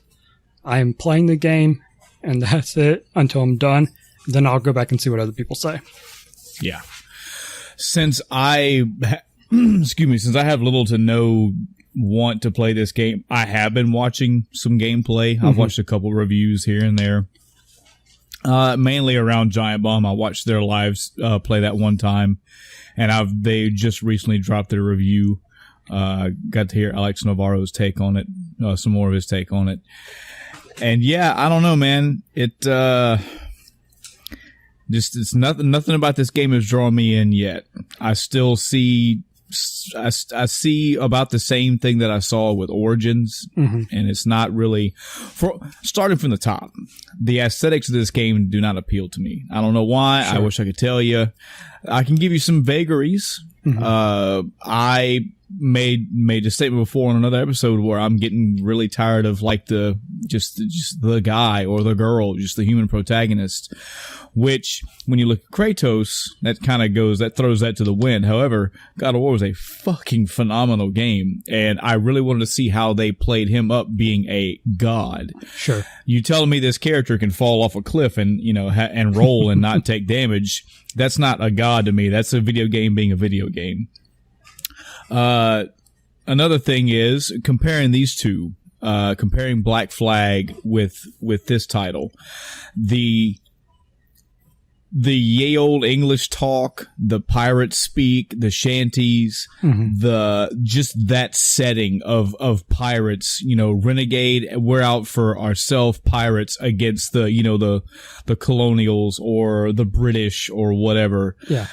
The mythos around pirates appeals to me and draws me in way more than Greek, whatever this is.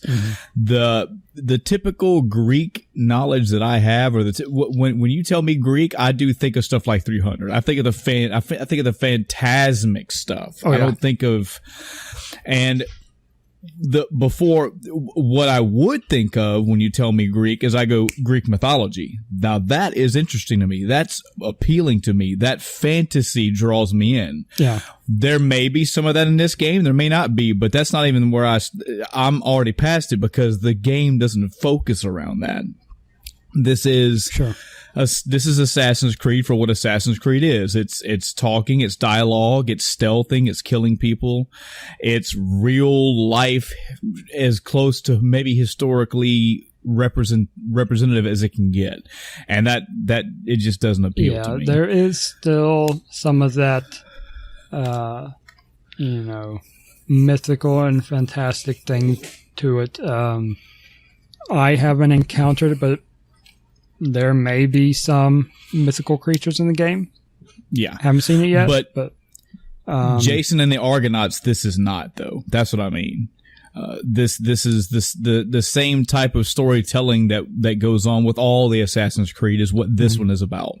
Now, granted, apparently with Origins, this also rings true. This is a different way that they're doing it. They've changed their formula a little bit, but I don't know, man. I can only tell you from an outside perspective because I haven't played the game myself. Even from initial news to screenshots to gameplay to news of changes, nothing about it has had me interested. Yeah, and it does. When you go ahead. It does also have. You mentioned like 300 and stuff, and that's actually in part of the game. Yeah, I heard the kicks there. Alex Navarro was just pitching a fit about that. He goes, the fucking 300 kicks in there. You could really kick somebody that way, though. I mean, whether or not it was, whether or not a movie like burned it out for you, I can understand that. But that is the thing. I'll tell you this: I don't even have that kick unlocked. I don't care for it. I don't need it, so I don't have it unlocked. I've unlocked other things I'm going to use.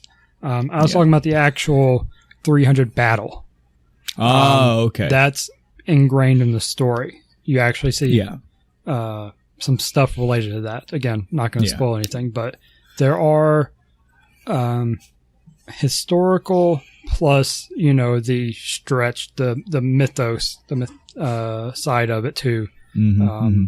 And I feel like the more I play of it, the more of that I'm going to see.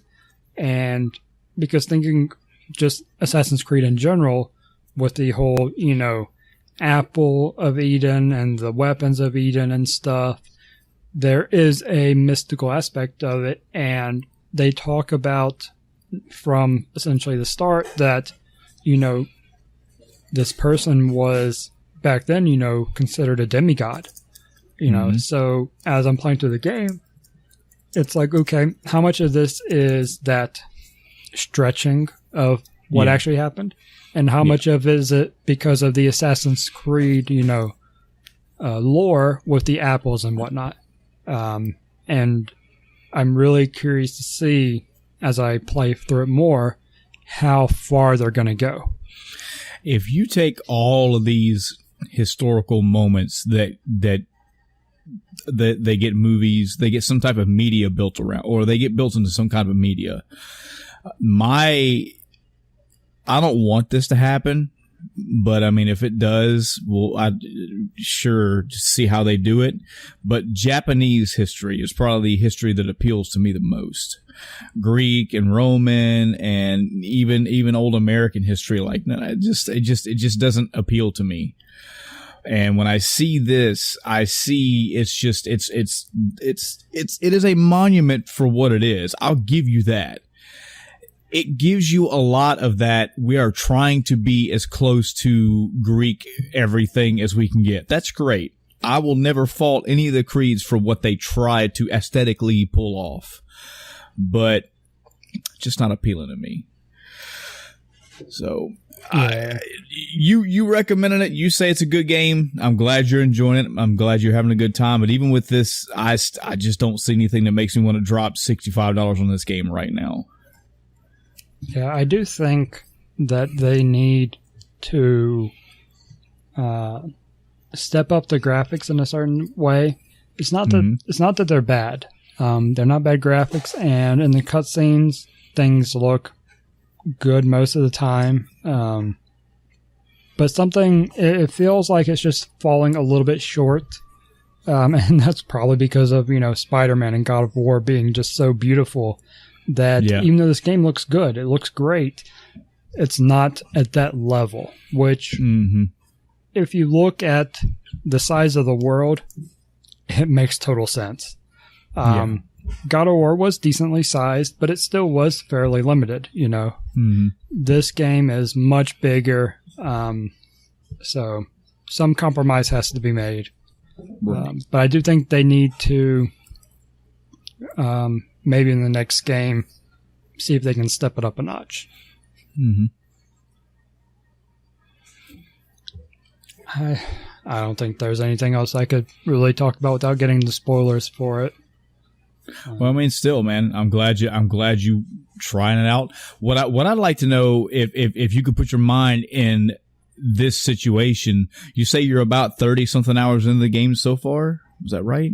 Or you were level 30-ish? No, I hit 30 hours, and I'm like 36% complete or something like that. Take your mind back to about 30 something hours into Assassin's Creed Origins. Compare the two. Are you liking this way more now than, like, I feel like maybe Origins for you was a little bit, like, you enjoyed it, but it seemed like it took you a while to really get into it. Seems like this one, you are all over this bad boy. Yeah, this one I've enjoyed pretty much from the start.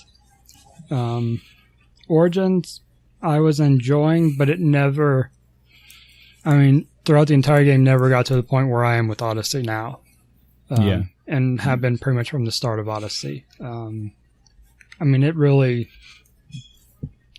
snagged me in with the choice system from the start, and seeing the effects of it, and not small effects either.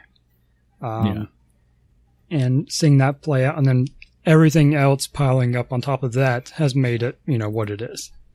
Yeah. For me. Well, good, man. I'm glad you enjoyed it. I'm glad it's good for you. I saw when you posted that video on our Discord, the ships. I was like, yep, I knew that was coming. Yeah.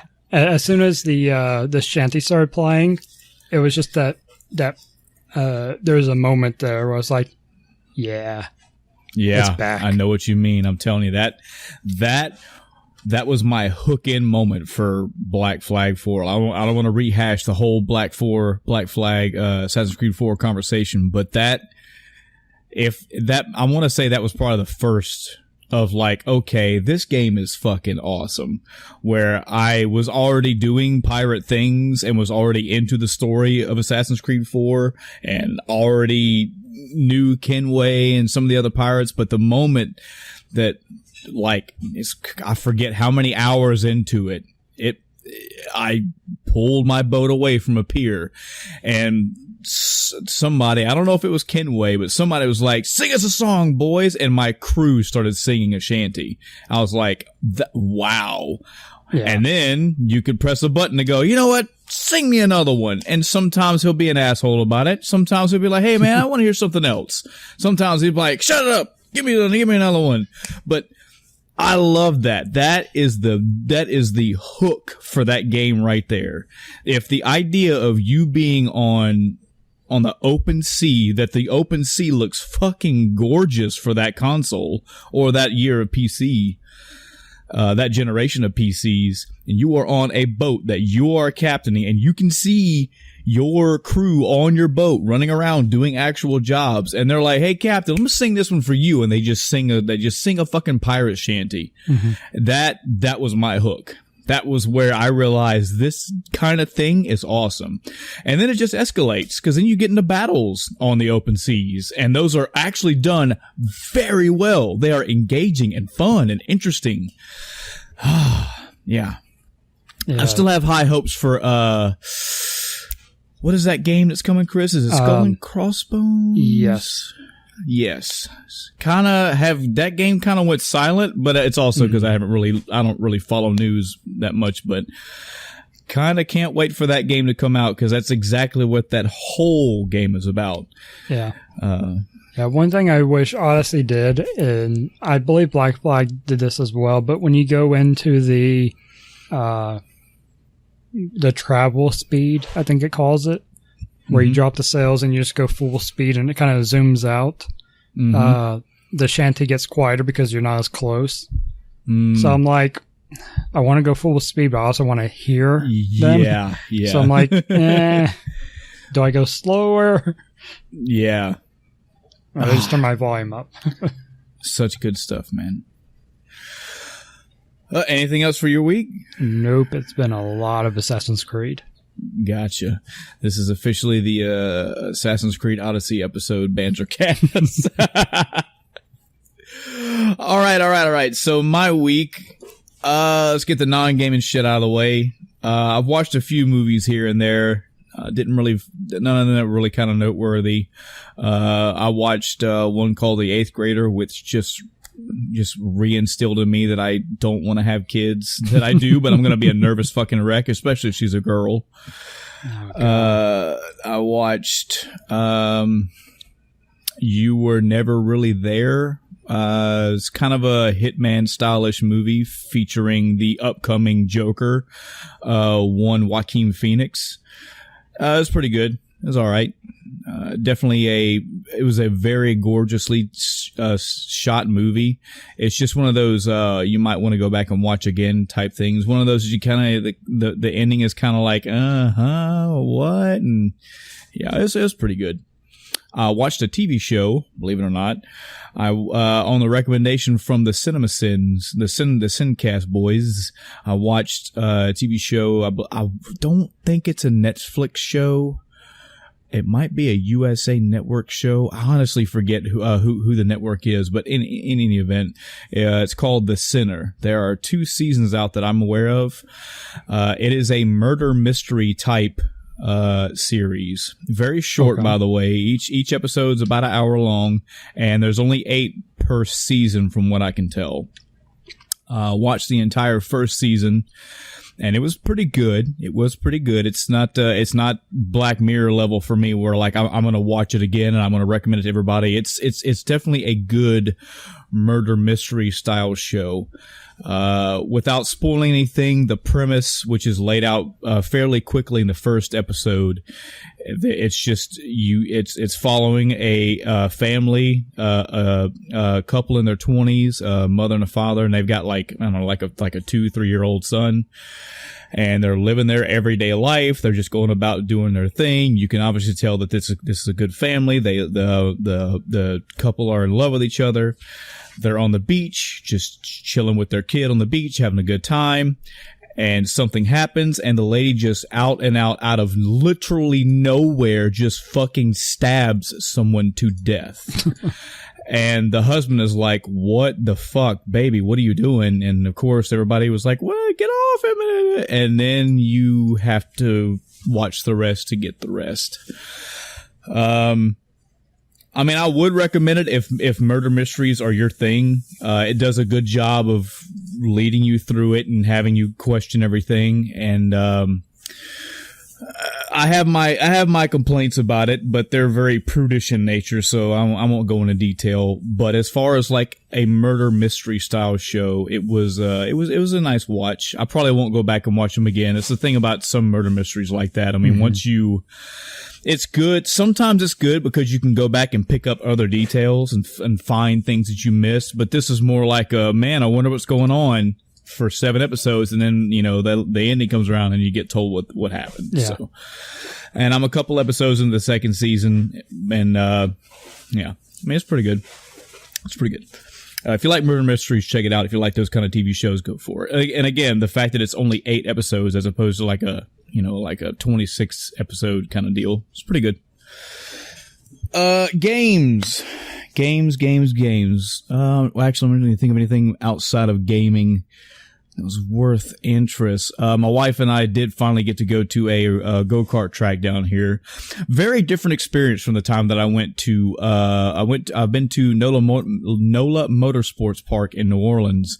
Very fucking cool place to go. They have a awesome go-kart track set up there, and I think that day was just completely different for me because when I went to the NOLA, the go-kart track in New Orleans, I was there for a motorcycle race. I was there to watch a motorcycle race. So I was dealing with the paddocks and dealing with all the vendors and hanging out with my bike club and meeting people and going and checking out motorcycles and racers and cars and all that. And we raced there a couple times, and that was a long day event. I've also went there for my bachelor party. And just the nature of the way the day went, it was a very long day. I think we rode like 4 or 5 times that time. So there's a place down here closer to where I live. It's opened up recently, and we went there. We got there very early. We were like the second group of people that were even there. So we had the whole track to ourselves the first time. Pretty fast go-karts. They're like, as I was told, they get up to about 50 miles an hour. I may have gotten to 40. I don't know. There's no speedometer on these things. Right. But my wife wanted to go. She's been wanting to go, and I've been wanting to go. I've been wanting to take her as well. So we went, and it was just the fact that it was so short. We were there for about an hour. It was like 10 to 15 minutes per run. It was also a little bit pricey, but I mean, you get what you pay for. I mean, these weren't little rinky-dink go-karts. Right. But it was very fast, very fun. I got about 15 laps in. It was the first time in a long time that I was somewhat competitive about something, because they give you a printout when you're done to show you how fast you went, what your fastest lap was, how you rank again, if you even rank against like the top 15 people that come to this place. Mm-hmm. And I was like 0.7 seconds off from getting on that 15 board. I just wanted to do that. So I would try to do a lot better on my second run. The problem is the second run, we actually had about 4 or 5 other people that were racing with us. So I was fighting other people a couple times. Right. I actually made my best lap during that time, but, I was more aggressive than I thought I was going to be. I didn't run anybody off the road, but I was definitely trying to get the fuck out of my way, please. Right. Had a good time. Enjoyed that. It was nice to go on just get out and go do something date. But that's pretty much the most exciting, like, out of the house thing that's happened recently. Video games. When I last left off, I was talking about Persona 3. As I mentioned earlier, I mean, that cat's out of the bag. I have beaten Persona 3, which means for me, I have beaten pretty much what is considered the main tier trilogy of the Persona series. Right. I watched a few retrospectives / reviews of Persona 1 and 2, mainly for some nostalgia as well, because again, I have played Persona 1 sometime when I was like 15, 16 years old for maybe an hour. So I was trying to just see if anything looked familiar to me at all. And unfortunately, I think the overworld map with that design of the character that's on the map, that little icon, that's the only thing that looks familiar to me. Yeah. What I can definitely tell about Persona 1 and Persona 2 is that they are very dated and very different when compared to Persona 3, 4, and 5. Mm-hmm. It seems like 3, 4, and 5, mainly starting with 3, they were going for a new... This is the homework I haven't done, so this will be news to me when I find out, but it seems like there was a new direction with Persona 3, 4, and 5. Not only because it was on a new console, but just I can look at screenshots of Persona 2 and of Persona 3 and go, okay, this is just different. Yeah. So now, having played the 3 entries and I'm saying that loosely, the main trilogy, it's been a good experience so far. It's been very good. I will tell you now off the top, spoiler-free stuff. I enjoyed Persona 3. Definitely. I tell you I think I enjoyed Persona 3 a little bit more, and I say a little bit more than Persona 4. Okay. I would ultimately put my ranking as Persona 5, Persona 3, and Persona 4. Some key things about Persona 3 that I liked. Which, mind you, all of this stuff was present in 4. When they went from 3 to 4, they upgraded some things. They added some more characters. They added some more social links. There was just a little bit more to do in Persona 4, but just the way that 3 was handled, just a little bit, mind you. If I had a ranking, okay, I'd put 4 at like an 8, and 3 at like maybe an 8, and 4 at like a 7.5.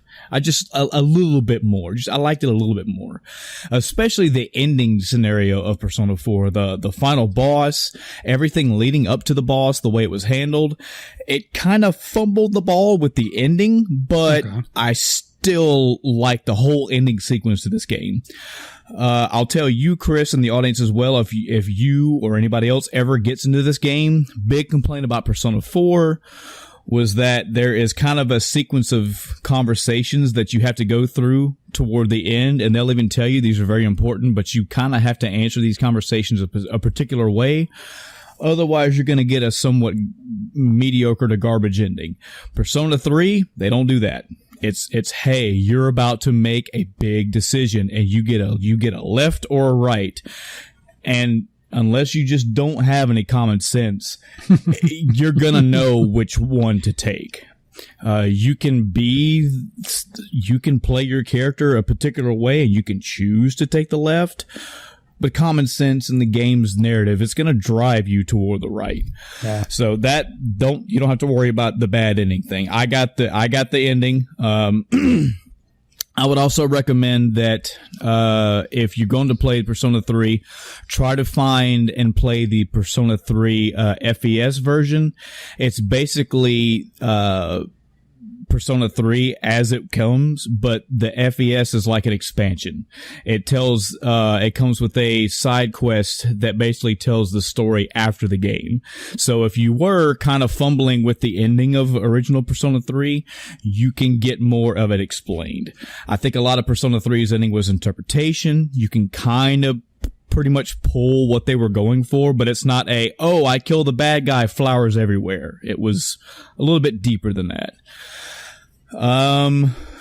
So yeah, it's kind of spoiler free as I want to get it. I do recommend it. And again, especially with it being, I prefer a little bit more than Persona 4. Definitely a good game to try.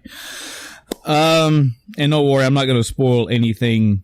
I'm not going to spoil any details for this game. I just, as you were talking about, your game, I just want to gush about mine for just a little bit.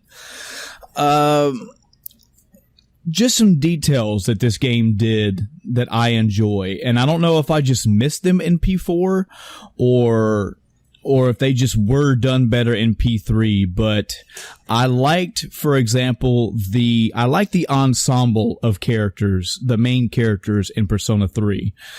I didn't think I was going to at first. Some of the earlier characters seemed very, I'm going to say bland, but kind of generic-ish. But as they grew as people and as the ensemble of main characters grew, there's a variety that I like the variety that is presented to me in Persona 3 compared to 4. Almost all the characters, and especially a lot of these social link characters you come across with, have really good stories, very involved. That's not really saying much. I mean, Chris, you know this from playing P5. Mm-hmm. They all have fleshed out stories. Right. But it seems like with P3, and again, maybe I'm just not remembering everything correctly about P4, but there's a lot of drama and a lot of depth involved with all these characters. I can't really get spoilerish, so I don't really want to tell you more than that, but just know that there are going to be times where you're going to have the feet pulled right out from under you. You're going to have some heart-grabbing moments with these characters. A lot of overworld details. There is one of the back plots to the game, the backstories a little bit to this game, is that you'll notice the population is going through what they call apathy syndrome, I believe is what it's called. And it's basically people out in the world that they just lose all fucks given about anything. Like they'll wander the street and you'll talk to them and they'll just be like they don't want to talk. They don't want to do anything. And as you progress through the main story of this game, as you progress through the days and the weeks and the months, you'll see more and more of these people randomly. You're going to be out and about in this town all the time. You're going to be out at the mall. You're going to be out, you're going to be at the shrine. You're going to be at the mini mall. You're going to be at all these places that you're going to know where your characters are to go talk to them. You're going to know where you're going to need to go shop or whatever. So you're going to be in these areas all the time, and slowly over time, just seeing more of these random people pop up, and then seeing other NPCs that are not affected by this syndrome, but they're like, hey, that dude over there is being creepy. Like, what's going on? They did a really good job of world building when this game was it's on the PlayStation 2. I mean, this is old, but they were doing a damn good job. They were showing you with P3 the roots of what they were going to do with 4 and 5. Your characters that you deal with, your main characters, you meet up in a dorm, and just coming home from school or an activity and seeing how they are interacting with each other, seeing what things they're doing. Like you have one character, he's kind of like your bro character. He's the Ryuji of the group. You'll come in one day and you'll see him, like talking to somebody. You'll come in the next day, you'll see him reading what is obviously a manga, and you will also see him reading from right to left as he's flipping the page correctly. It just little details like that. I was trying to figure out what one of the girls was doing one time. She was just doing this thing with her hand, and I realized I was looking at the wrong angle when I flipped the camera around. She was doing her nails, and she would kept putting her hand up and flipping her hand around and checking her fingers for details. I was like, wow, that's just little details. You know, I like little polish like that. The main story of this game, again, as I mentioned, this was kind of my fault. I played it about probably half an hour in and was like, all right, come on, game, where are you going? Where are you going with this? And then the shit finally kicked off. And that main story carries all the way through. I felt like I grasped all of it. I got what was going on. And again, the culmination at the end is just, oh man, so good. The way that they handled all these characters and all this story was done very well. The time that I put into this game, I think when I looked at my new game plus file was like 66, 67 hours, which again is ludicrously fast in my opinion. When I think I put well over 200 or 300 hours into P5. But you have to remember that I mentioned this with P4 as well. I was learning this system with P5. Yeah. I got better at it with P4 and I had it down to a laser like, man, I knew every single day who I needed to talk to, who my priority was to do a social link. I knew that what days I could not do social links and how and where I needed to go to upgrade other stats. I had my stats maxed out in no time. And I think of all, again, if I'm using a random number, I think there were 20 separate characters you could social link with, and I got max all but like 5. Which I can look back now and see if I go through this game again, I know who to prioritize better. There were a lot of times where I made mistakes where like there was 2 characters in the same day, and I didn't know like where they were going to be in the future, so I just picked whoever. But that and grinding, I've figured out a very good formula for both P3 and P4 because I learned so much from P5. I would say if you played this series like me, again, we mentioned this before, it goes without saying, but we'll say it again. If you have not played Persona 5, do you like RPGs? Yes, go play Persona 5. Hands down. Well, what's this about school life? I had to shut all that shit up. Go play Persona 5. It is a phenomenal game. So if you are like me and you're working your way backwards, like I said, man, I learned so much from P5, and I didn't have to step down my knowledge with P4. I kind of just carried it over. Mm-hmm. And the same thing when I went backwards to P3. Like it's all there. You're going to have to do social links. It's going to be wise for you to have a persona that matches a social link, so to help you get better answers and better results. You have social stats that are going to help you for opening up new conversations with people, like the weapons buying, that the further you go up in level, the further you go up in the story, more weapons and armor become available. Fusing personas, like all the stuff that you know is there. It's a little bit step backwards, especially with 4 and 3, because in order to, with 5, you could make almost any persona you wanted and put almost any ability on them fairly easy. You can kind of do that in P4 and 3 as well, but number one, gaining the personas are almost random because they work off the shuffle system at the end of a battle. And also, you're kind of banking on a little bit of luck when you're fusing personas and hoping that these abilities carry over. I got very lucky. I had pretty much a good 5 or 6 personas that were my powerhouse. And that's all I ever really needed. But yeah, mainly all the systems that you know working backwards are going to be there. If you're going to start with P3, hey, that's great, because all you're going to do is see this game progress. You're going to see stuff be increased in quality and convenience and all that. 3 and 4 are fairly similar, but once you go from 3 and 4 to 5, oh man, it's a Cadillac of that series. The difficulty got pretty intense toward the last, I'd say the last maybe 10, 15 hours, which that's typical. I mean, it's going to happen.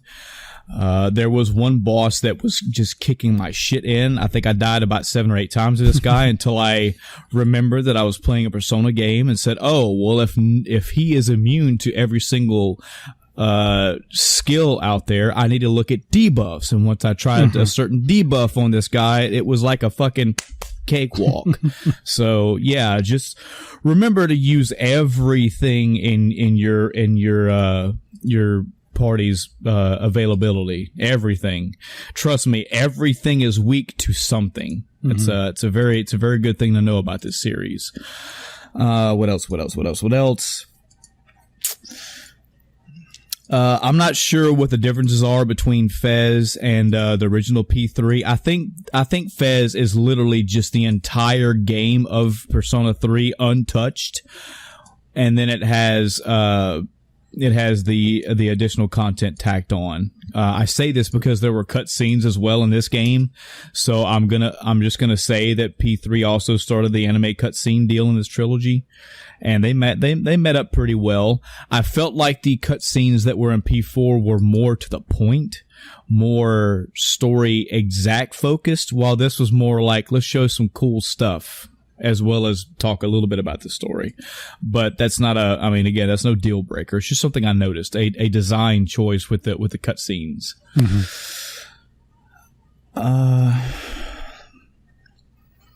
I think that'll do it for that, man. Like I said, it's I feel comfortable now that I've played all three of these. Again, just tailing it back to the first part of this whole spiel, I did watch some retrospectives and some reviews on P1 and P2, and I really don't know if I'm ever going to go back to those. They don't look like what I'm looking for in this series, and I know that sounds shitty. I know there are probably some hardcore Persona fans out there right now. There's probably even more Shin Megami Tensei period fans out there that are like, "Are you kidding me? You need to play all of them." I could have, if I only played P5, I would have been good for life. I mean, I'm sorry. That game blew my mind when it hit me out of left field completely. But now that I've had the pleasure of playing 4 and 3 as well, I'm glad I did. They both have their own unique stories, respectively. They both are their own unique games, and I enjoyed both of them. I'm not going to say that you are completely missing out, but I'm going to say you're missing out if you're not playing those two. If you liked the P5 feel, if you liked just the vibe you got from P5, you're not going to go too far back with 3 and 4. Like, it's not a severe degrade. It's a good time. It's good times. Once I finished that, I immediately went back to a couple games, because fortunately the same day that I beat Persona 4 was the day that Mega Man 11 came out. So I installed that and went back to it.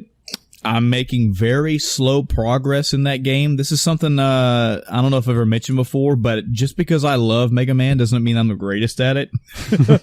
Those games are designed to be difficult. They have always been difficult, with a few exceptions. I think Mega Man 5 was fairly easy for me.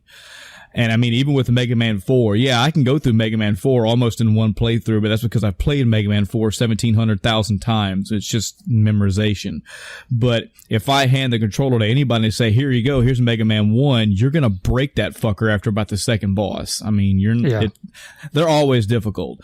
This game has a bit more casual feel to it if you choose it to be. It does have a lower difficulty, and I'm not prepared mentally to do that just yet. I really want to bang my head against this game until I crack, and then maybe I'll bump it down. Sure. But so Mega Man 11. I have the full game in my hand now, and unfortunately I can't talk about a lot of it because I haven't made it anywhere past the demo that I played. Mind you, I only played the demo for, a couple hours. I just wanted to try that first level out, but the difficulty that is present there for me is present, and I never even got to the boss in Mega Man 11 during the demo. I haven't got to the boss yet in the game itself. I'm taking my time with this game, and I'll make it to the boss and I'll get past him. There are mechanics in the game that I am using more now. I'm getting over my stubbornness and actually using the gear systems, which are the slowing down time and the increase in power. I found out a spoiler that I didn't know about ahead of time, but it's not that huge of a spoiler for me, but it was very fucking awesome to know that the powered up mechanic also, it has a dual function. Yes, it does make your shots more powerful. It also takes the enemies' weapons that you get and basically gives them a second, more powerful version when you use them. Think of Mega Man X. Whenever you had the ability to charge your weapon after you got the Mega Man X upgrade, the shot upgrade, has it in this game too, and that's pretty fucking awesome. That means every weapon you has basically two forms, two functions, and that's awesome. I can't wait to have fun with that. I honestly, believe it or not, I don't know if it's because I haven't had a new Mega Man in so long. I'm really taking my time on it, but also the fact that I was playing another game before I started on P4, and that game is The Messenger. But I'm going to talk about The Messenger in a minute. It's just I'd like to go ahead and finish out The Messenger all the way, and then I'm still gonna just drip feed myself Mega Man. I may go through Mega Man 11 a boss at a time. I mean, next episode I may be telling you I've only beat one boss. I'm not trying to platinum this game. I'm not trying to beat it in a day. If it takes me 4 months to beat Mega Man 11, good. That's 4 months I get to play a new fucking Mega Man game. I just wholeheartedly admit that, so the difficulty, which every Mega Man has, it's there for me, and I'm progressing through it very slowly. What else about this game? So, I mean, anything that I really have to say about this game, it is nitpicky. I do want to echo some sentiments that I thought about this and I didn't know. I felt like I was kind of being an asshole for saying it, but no, I'm a Mega Man fan. I feel like I'm allowed to say it, at least on my own damn podcast. I really wish that they would have kept some of the sound effects from the old Mega Man titles. However they would have upscaled them. I know this new Mega Man has kind of a new look to it. This new Mega Man has kind of a new face completely about it, and that's fine, but it's still Mega Man. It's still classic Mega Man to me. I'm still not a big fan of his running animation. Again, nitpicky. I'm not a fan that his jump animation, his legs go behind him instead of in front of him. I like that iconic jump legs forward look, and that's not there. It's just little bitty nitpicky things that only people like me will nitpick about. Sure. But the sound effects are definitely something that I wish they would keep the same but upscale. However they would have done that, because a lot of this sound design is pretty much new. Just everything from, like, you run up to him at all and you shoot him and your bullet bounces off of him. And it's just sound effects I'm looking for. In general, I'm still having fun with it. It's not, my arms aren't crossed, like I said before, but it's not hitting every single beat that Mega Man used to hit with me. It's more like a slightly new direction for Mega Man, and it's fun. It's definitely thematic. I like the way that the enemies look in their own stages. I like the variety. I haven't experienced this personally yet, but I do like the fact that most of these bosses have two like forms or two stages. So I'm looking forward to all that. I'm just not really going to have a full game review just yet because, again, for many reasons, I'm taking my time. I played Mega Man 11 again for a couple hours tops. I played it for a little bit here, a little bit there, but I haven't sat down and okay, all day, this is my thing. Haven't done that yet. What I have done that with recently is The Messenger, because I was working on The Messenger before I decided to just jump all the way into P3 out of nowhere. Yeah. So last when I left off with The Messenger, I had played to, loosely gonna say a halfway point. There's a big change somewhere in that game that I'm trying to keep spoiler free for Chris and anybody else. But so going back into that part, I hadn't really made any progress once that change had happened. So I kind of forgot where the fuck to go. And again, this game is surprisingly large. You wouldn't think it was as big because it follows that mentality, that Ninja Gaiden-esque mentality, but it is very extensive. There are many screens in one little area, and I think there's about 8, 9, maybe 10 areas in the entire game. So you going from one area to the other is not going to be a 2-minute ordeal. It's 10 to 15 to 20 minutes, depending on if you die and all that stuff. So the first thing I did was I just wandered the fuck around. I kind of got my bearings as far as the controls and just kind of went wandering. Well, after about an hour of doing that, I was like, okay, I need a goal. I need to know where to go. So I went back to the main hub style area and I got some hints on where to go, where to look out for, and spent a long time figuring out these hints because I'm a dummy and they're hints. They are not points on a map. They're just, hey, you should go. It's kind of a riddle-ish. Sure. So slowly figured those out. You have kind of a waypoint style system, which kind of should be a priority for you unlocking all the waypoints, because if you don't and you're wandering around this expansive world trying to figure out these hints, you're going to get frustrated. I say that because I did, because it's so you're trying to find where these things are leading you to, and they're on the whole entire left-hand side of the map, and you're all the way on the right-hand side in a completely different area with almost no way to get between. So I would definitely say try to find your teleportation points and make it easier for you to travel around. Because even when you do those, it's not going to be a one-to-one place. There's no hint that I've found where it's right next to where to teleport. You still got to move around quite a lot. Combat is still tight. I'm still every great now and again having those moments where I'm like, no, fuck you. I pressed the jump button. I know I did that, but it is what it is. I'm over complaining about it.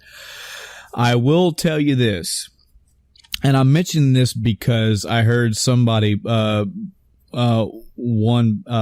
from the Super Best Friends was talking about how he started playing, The Messenger recently, and the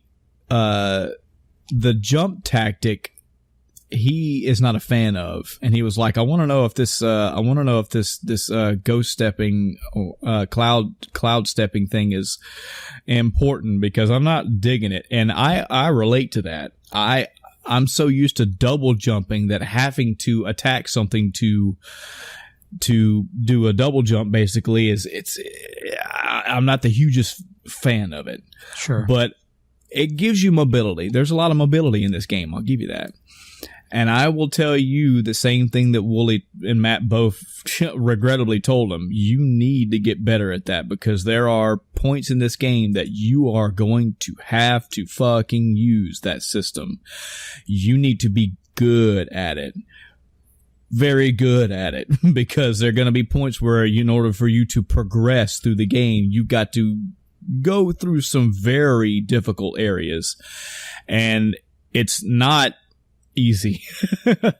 I was stuck on one today for a couple hours where, I mean, it's about 3 screens wide, but just the way that you have to be very precise in your controls. And yeah, if there's a system in this game, you're going to want to get good at it, because it's almost progressive stopping if you're not. Mm-hmm. Now, like most difficult games like this, of course, once you pass over it, once you complete it, you're like, yeah, I did a challenge. I completed it. But for me, I'm just not feeling it, because this type of challenge isn't appealing to me.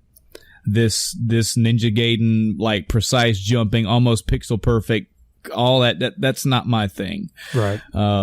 My challenging thing is like Bloodborne or Dark Souls. I like having large enemies or quick enemies, and I have to fucking beat a 1-on-1 battle or even a 2-on-1 battle. But I mean, I've gotten past these challenges, and it's been fairly triumphant. Just not blowing my socks off. It also has a couple points. Again, this is complaining. This is first world complaining right here. This is first world gaming complaining right here, where I will be at a difficult point. I'm just going to say this in their defense. They're pretty generous about checkpoints. They're pretty generous about, hey, you're here, and then you go for about, maybe 10 minutes, there's another checkpoint. It's generous enough.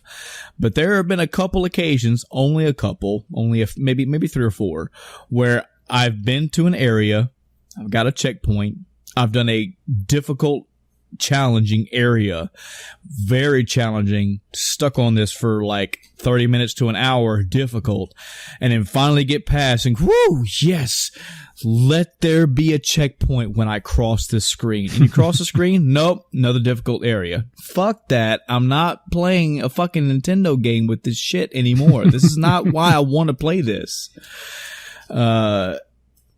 Oh man, so it's only been a few times. Don't think the whole game is like that. We're talking like a 4% part of this game, but there are going to be there is challenge in this game, and it is control challenge, and you're gonna want to be good at it later. Am I having fun with it? Yes. Now that the hints are kind of getting fleshed out, and I'm able to piece together where I need to go, and the way is more obvious for me as opposed to just running around this entire world trying to figure out what they want me to do. It's definitely getting more challenging and more fun. I'm gonna say I'm pretty close to the end of this game. I think I'm like 1 or 2 steps away from unlocking what is essentially the last area of the game. So, yeah. The humor is still there. The graphics, the music, the controls, all that stuff is still there. I would just again say that if this, that's something else about this game that I'm realizing that I'm more of a fan. You can tell I'm a Mega Man fan at heart because I like the side scrolling blaster shooter style game as opposed to the side scrolling slasher type game, which is what this is. I mean, you have a sword, you have some shurikens, yes, and you get some other things later on, but your attacks are very frontal. It's a very, 1 or 2 character distance away as opposed to shooting pellets across the screen. For the people that this game is for, this game is very good. For people like me, that this is entertaining, this game is just entertaining. Sure. It's worth the money. I'll give you that as well, given the amount that's in this game. Oh, yeah. Mm-hmm. Oh, definitely worth the price. That's a pretty cheap game, isn't it? Yeah. I think it was $15 when I bought it. Yeah. I want to say.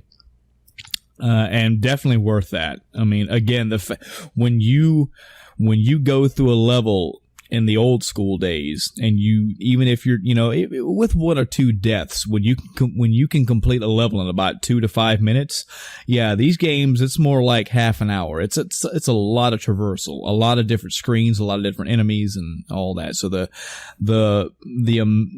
quality and the quantity is definitely there for the price you're paying. Yeah. Right now, it's $20. Oh, well, okay, $20. Still, even that. Yes, I will definitely give that. $50? Of fucking course not. No. But that would be Hollow Knight. But yeah. Don't take all my negatives as a stoppage. Again, if anything about this game looks appealing to you, give it a try. It's for me, it's just not. It's about 75% the kind of game I'm into, sure. And I'm realizing that the more and more frustrated I get at it. I don't know what I'll be working on next. I have no idea. I'm probably going to go through another whirlwind turmoil. I was looking at my pre-orders, and a lot of these pre-orders are next year. So yeah, the main one I'm looking forward to right now is Resident Evil 2, and that's like January of next year, 15th, almost February. Yeah. So.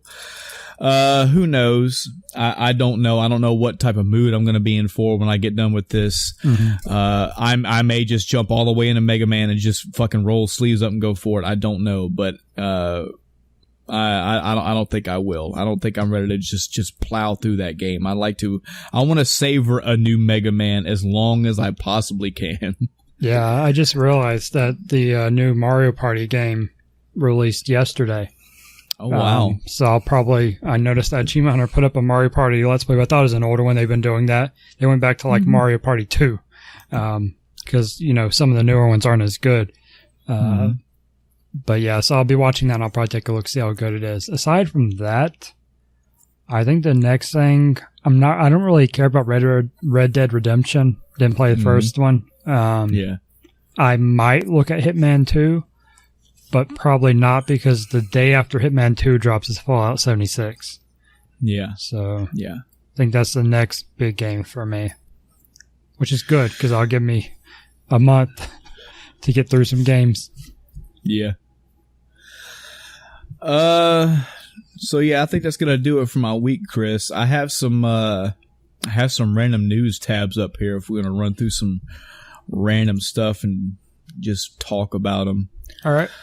Got a news article up here saying about a game coming out, GoldenEye 25. It's supposed to be a remake of the classic GoldenEye for the N64 using the Unreal 4 engine.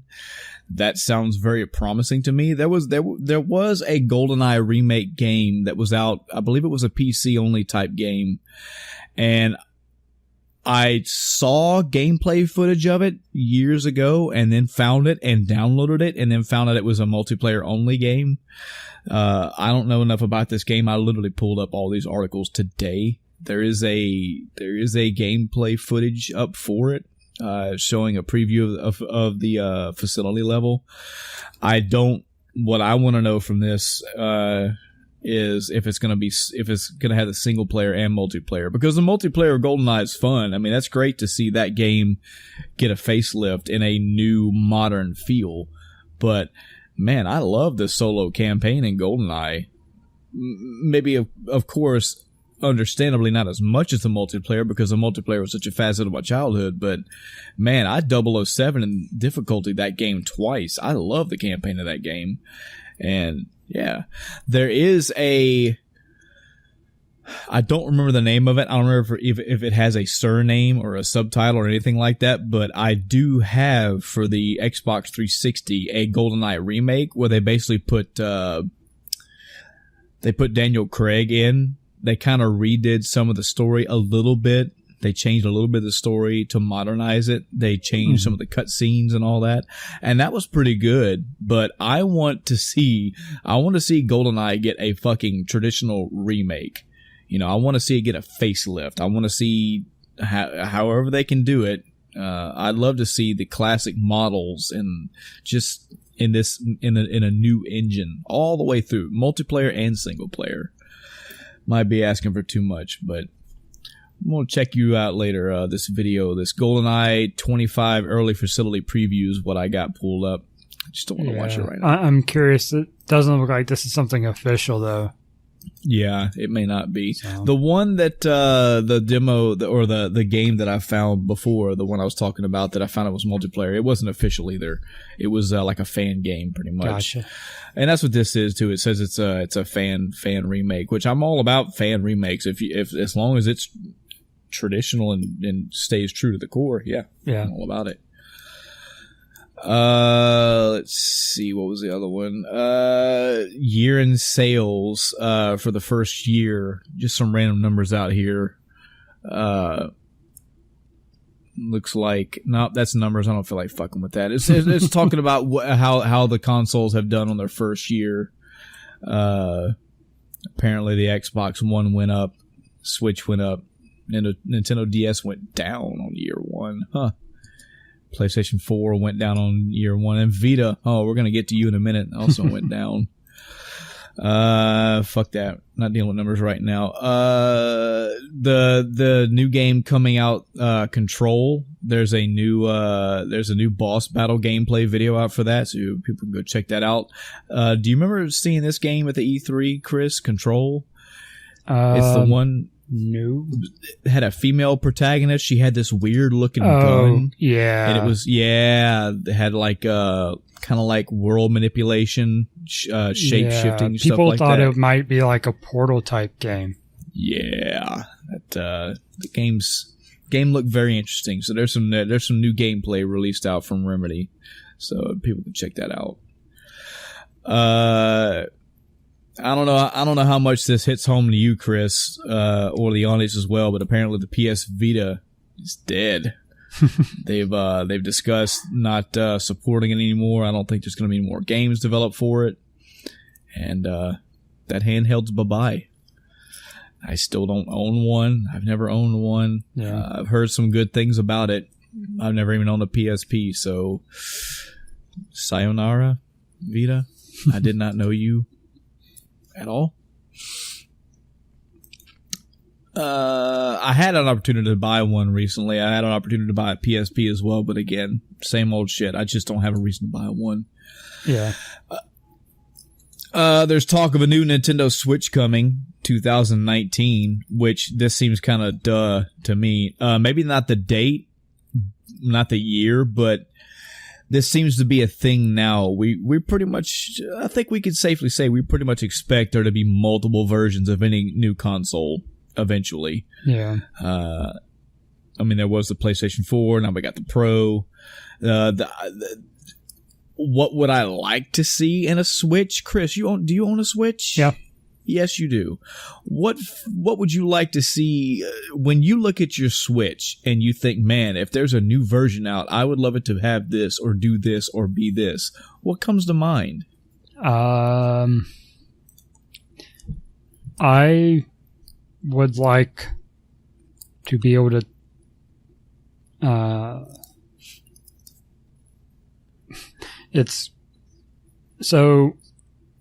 I would like to be able to see the screen, or basically I want a way to play with the Joy-Con attached to the Switch while also playing it on a screen.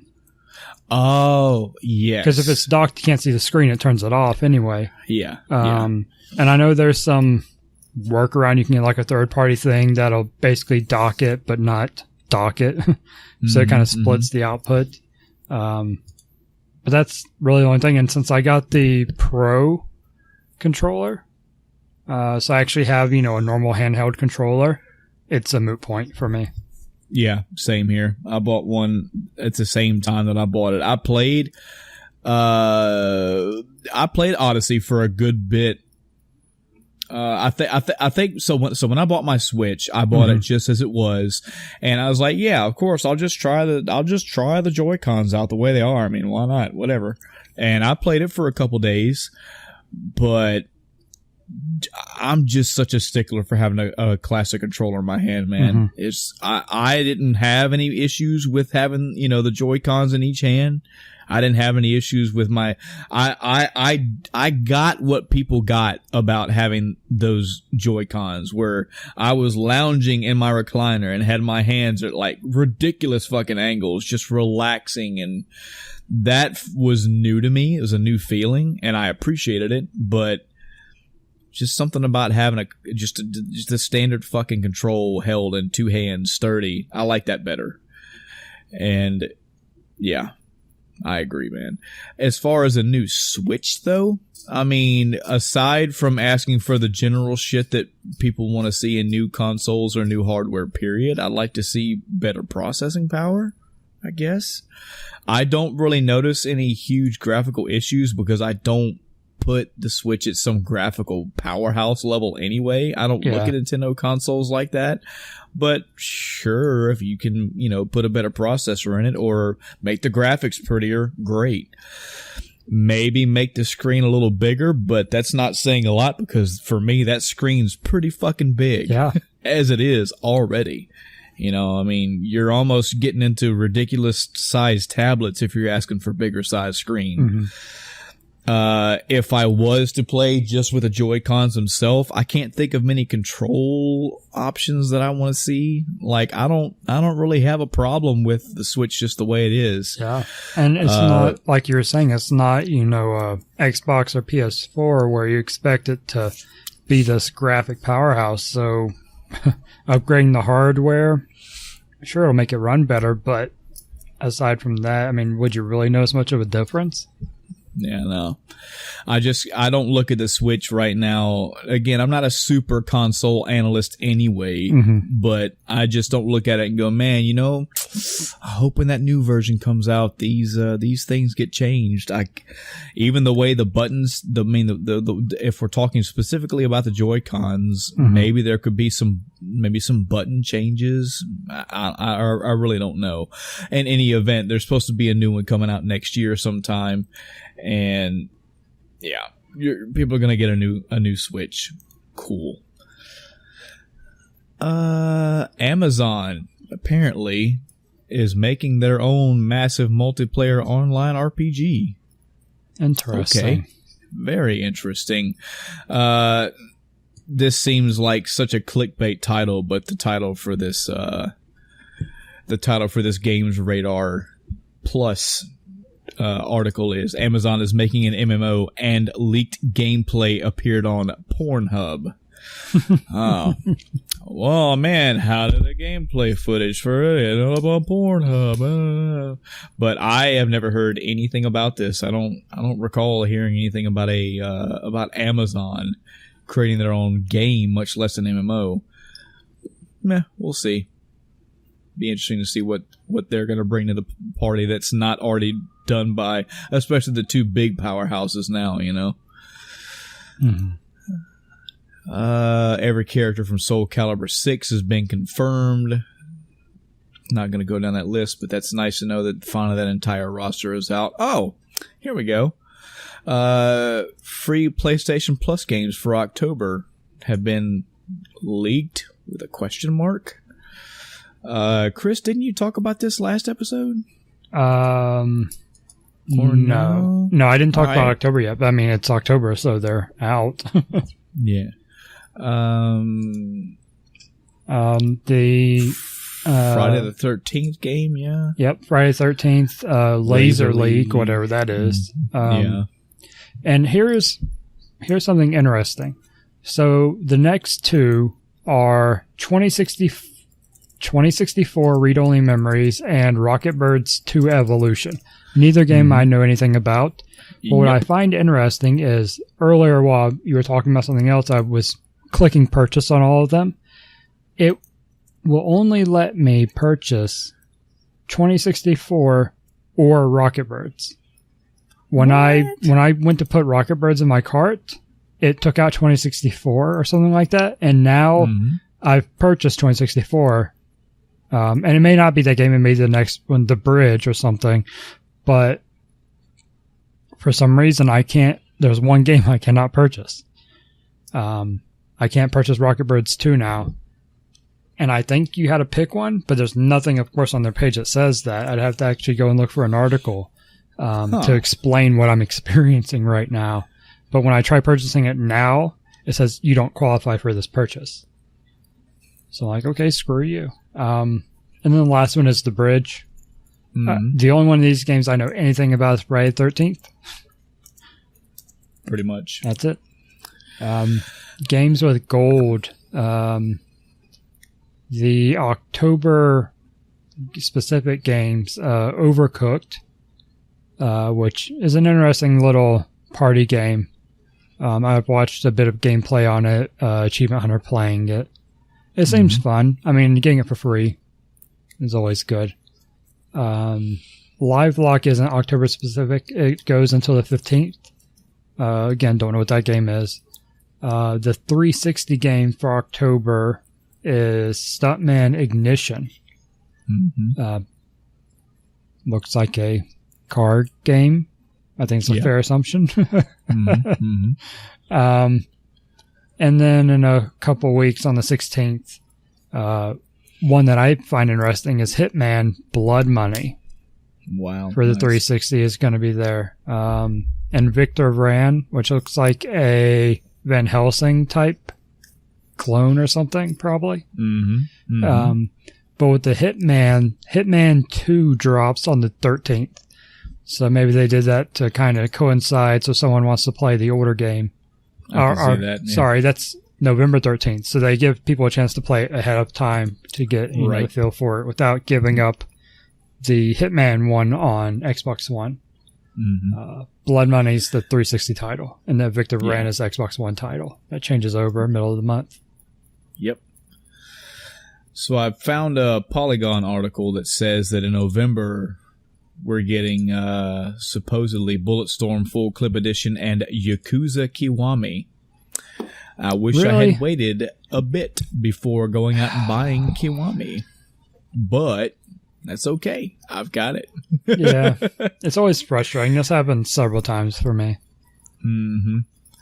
A matter of fact, now every time I see, like I saw a coupon today, or something, not a coupon, maybe an ad where they was like, Sony is offering like 25% off Bloodborne, and I'm like, man, some lucky fucking people got that game for free a while ago. That's like somebody coming along and saying, hey, Persona 5 free, get it now. That's a must play game for the PS4. But yeah, and again, it's rumors. I mean, this is October 6th that I'm reading this article, and this article's already 2 days old. So this thing was published on the 4th, and they're saying that Kiwami and Bulletstorm Full Clip Edition are going to be part of the November lineup. So that's interesting to know.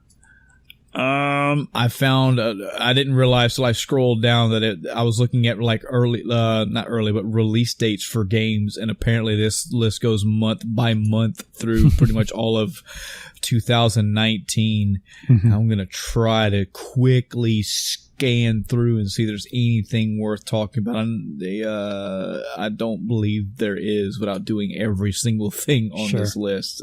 And I don't want to do that. While you're taking a look at that, I just found an article that the Blizzard president, Mike, is stepping down. Wow. I'm trying to read and see. Are you tired of making money, Mike? What's the deal?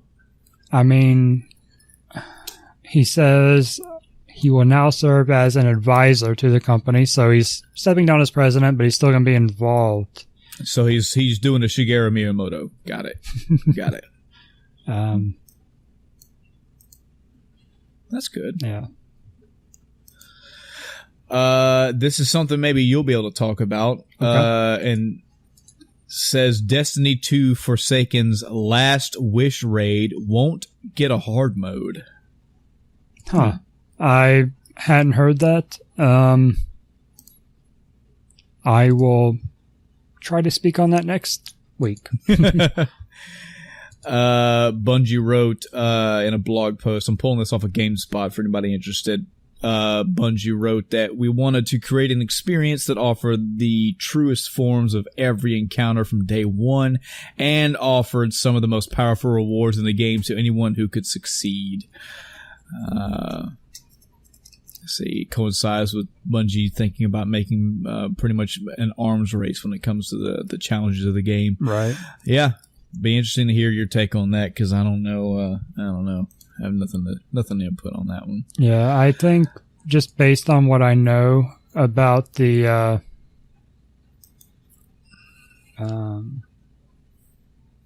what I know about the raid, what I've seen of it so far. Again, I haven't played in the last week, and I wasn't near high enough to try it myself. But based on what I know, it's difficult enough that it doesn't need one. Right. And it's with the random rolls and everything, with the way it is, I'm okay with it. I've never really cared for hard modes in the raids. I've done some of them just for the, knock off that checkbox. Do it once and never do it again on hard. Just do it on normal. Unless there was a specific weapon, which I got really lucky with mine. And, I did the very first raid. I didn't even touch it. And then I did it on hard mode the very first time I did it. Of course, we were all over leveled. But, yeah, we murdered it, and I got the, drop everybody once on my first try. So all right, never have to touch it again.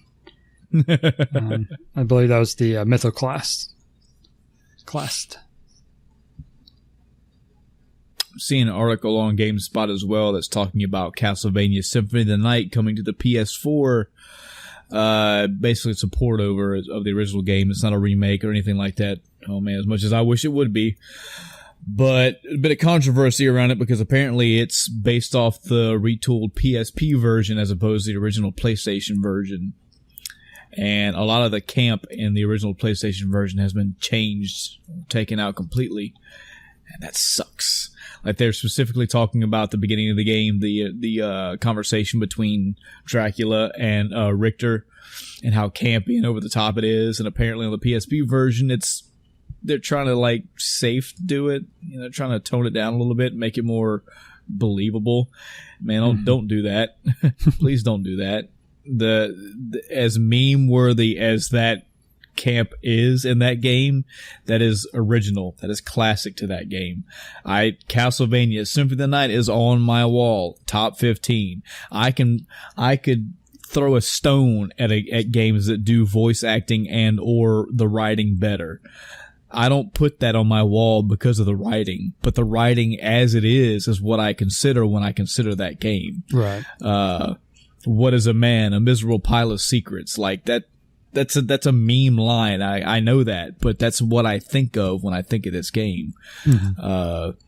The way that they, like the first couple lines they talk to each other when Richter's all noble, he's like, "Die, monster! You don't belong in this world." And Dracula's like, "It's not by my hand." And just the way that they talk, I know it's not good, but it's okay. I don't mind it. I take it for what it is. The game itself is awesome, and hopefully the PSP version kept that the same. I don't want to see that changed at all, which makes me think, you know, if they were to remaster Symphony of the Night, I wonder if they should even do that at all, honestly. I think of games that try to do the 3D. I made this argument many times. It seems like when games do that 3D look, that the gameplay gets slowed down, or the controls they just feel different. The gameplay feels different. You want to keep Castlevania as tight to the original as you possibly can. Mm-hmm. You know, Richter doesn't need to feel floaty. Alucard does not need to feel floaty. It doesn't need to have that sluggish appeal to it. I'm sure a remake of it or a remaster will come eventually, but I implore whoever does that, you just need to keep this as good as you can. Maybe look at Samus Returns, the 3DS remake of Samus Returns. Maybe look at that and see how they could help. Look at Mega Man 11. If not the sound design, like I complained about, maybe look at just the visuals. Keep the controls as tight as you can. Keep that look as tight as you can. I didn't play the PSP version, so I can't rant and rave about how much they changed, but I'm sure I would, and I know others would. You know, that's something you want to keep the same. Something you need to leave some of that stuff the way it is. I didn't really find any other news articles. I didn't find anything else I really wanted to blab about. And those just randomly came up. I wasn't planning on a news episode anyway, so. Yeah. I guess that's going to do it, Chris, unless you got anything else. Unless you want to gush about, Assassin's Creed for another half an hour, go for it, man. It's fine. One other thing, and I was going to say this to talk about maybe when I played Tomb Raider some more, but when I was playing Tomb Raider and trying to sneak around and stuff, it didn't feel as good as it should have, and I was like, I'd rather be playing Assassin's Creed. And now that I'm playing Odyssey, I'm like, yeah, Tomb Raider isn't a good stealth game all in all. Yeah. It's a good game, doing that, Tomb Raider. But it's not a good stealth game. Yeah. Yeah. Well, folks, that's going to do it. Not a real solid topic tonight. So in general, it's more like, what are your thoughts and opinions on anything? I mean, of course, you can talk to us about Mega Man 11. You can talk to us about Assassin's Creed. And Odyssey is what's out now, but any Assassin's Creed stuff, I'm sure Assassin's Creed is always conversation worthy in some regard. If you want to throw a black flag in there, we don't mind. We don't care. We'll talk about any of that stuff. Just anything that you, our community, our listeners, our fans, haters alike, whatever. If y'all want to talk, there's many ways to get a hold of us. Many ways you can talk to us. You can send us actually, you can find us on Facebook. Just go to Facebook and search for End of Timecast. That may be how you found this episode right here. We have an email address at endoftimecast@gmail.com. That's endoftimecast@gmail.com. No funny numbers in there. Just spell it the way you heard it. We still have a Twitter page. You can tweet us, retweet us, do whatever you want on that thing. Any way that you want to communicate to us, we'd love to hear from you in any way, shape, or form. Positive, negative. We just want to talk to people about games, I promise you. So that's going to do it for tonight's episode. And until next time, I'm Michael. I'm Chris. Good night, everybody.